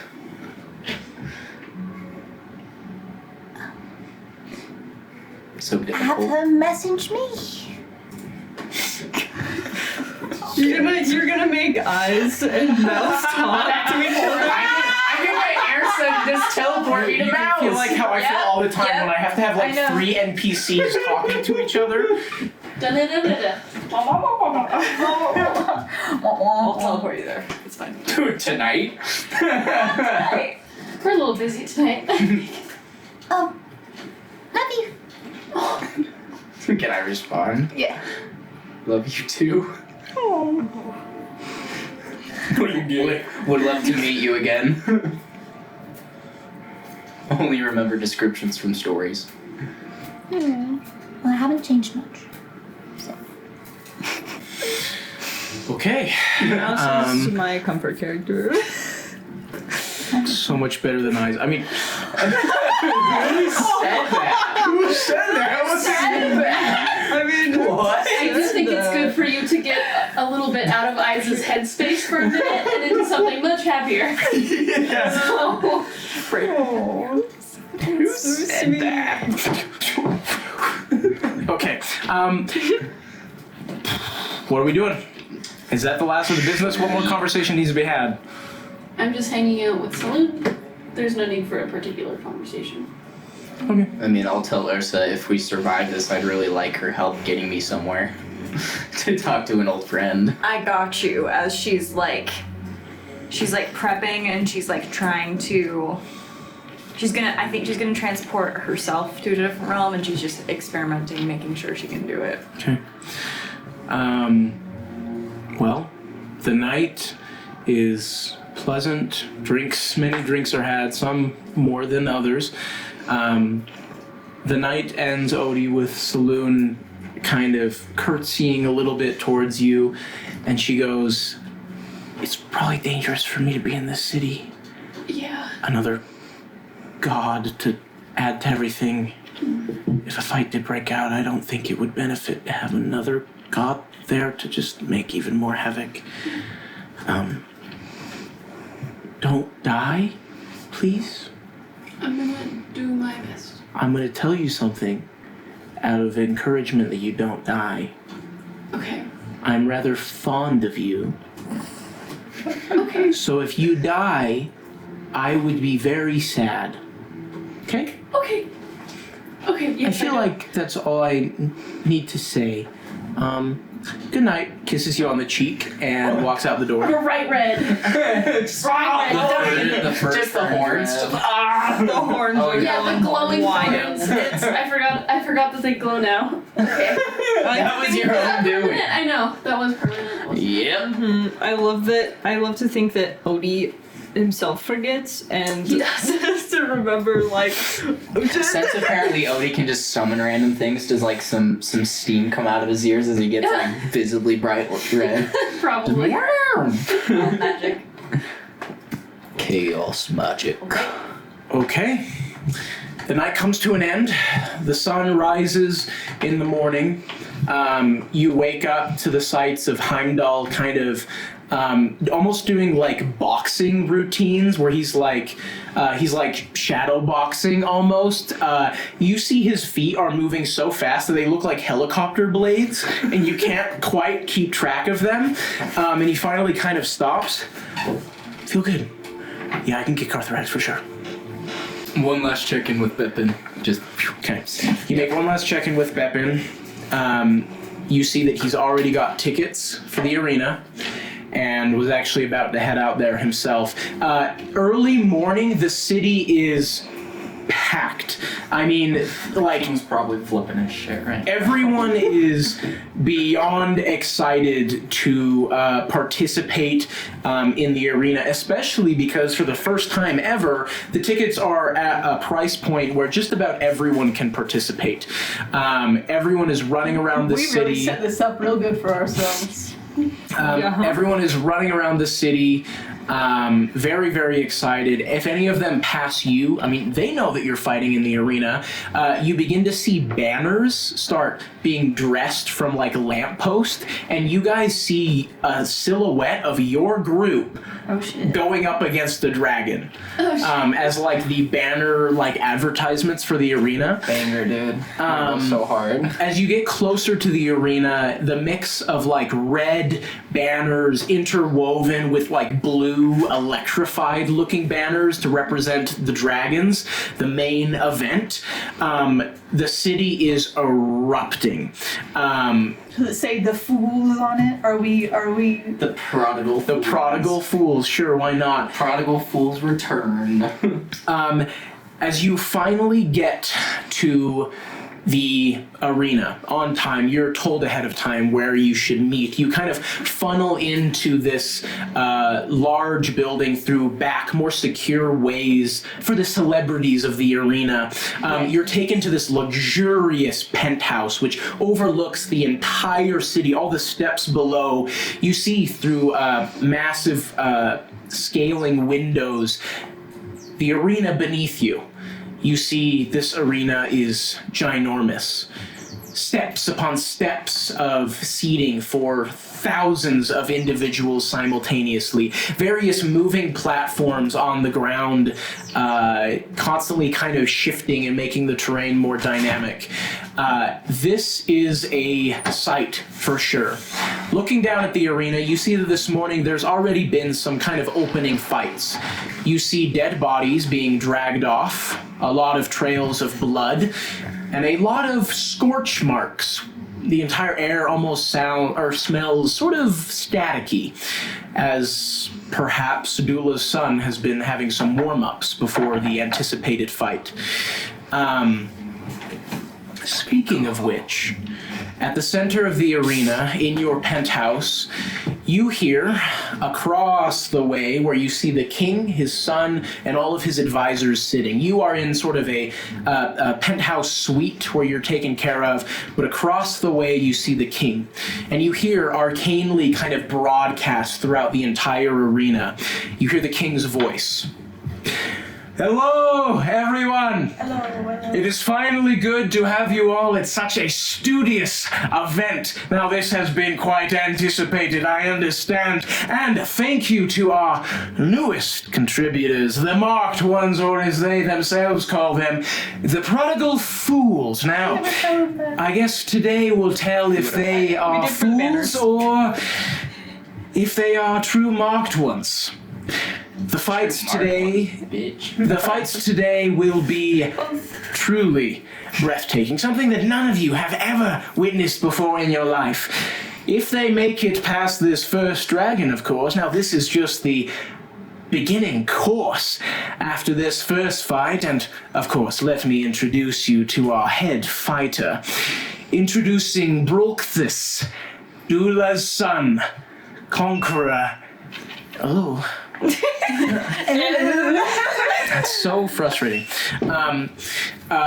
Conqueror, Scorcher, and of course, a fierce and adult blue dragon, spawn of the dreaded Dula of Gordonsky.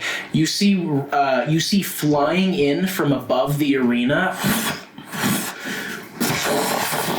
this gargantuan adult blue dragon. Arcs of electricity kind of sprawls throughout its wings, its claws. You see it kind of smiles, its nasty, bloodied teeth from the fights earlier today kind of shoot off bits of lightning towards the crowd, which kind of freaks people out as it's stopped by a protective barrier that protects all those watching.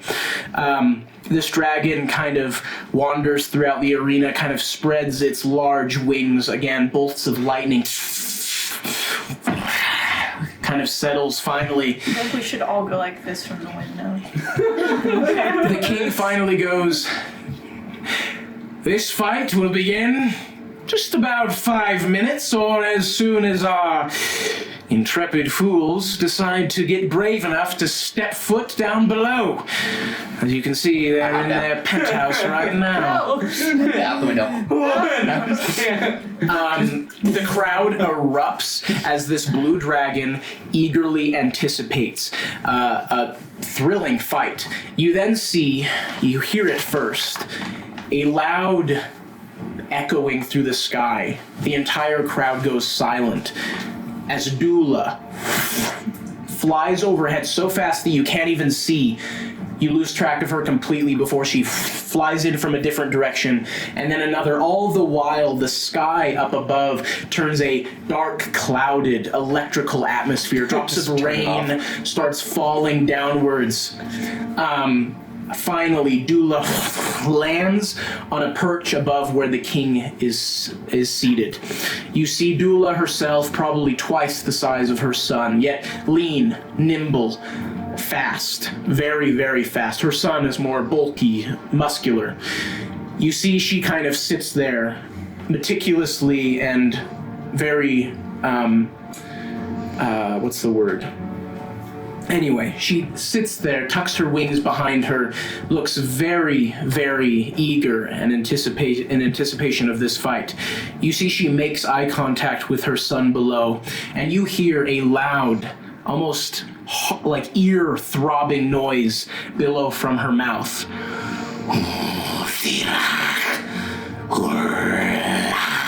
As she does, arcs of electricity kind of spurt out from her mouth. Her son... And on that, we will take a break. I'm so excited.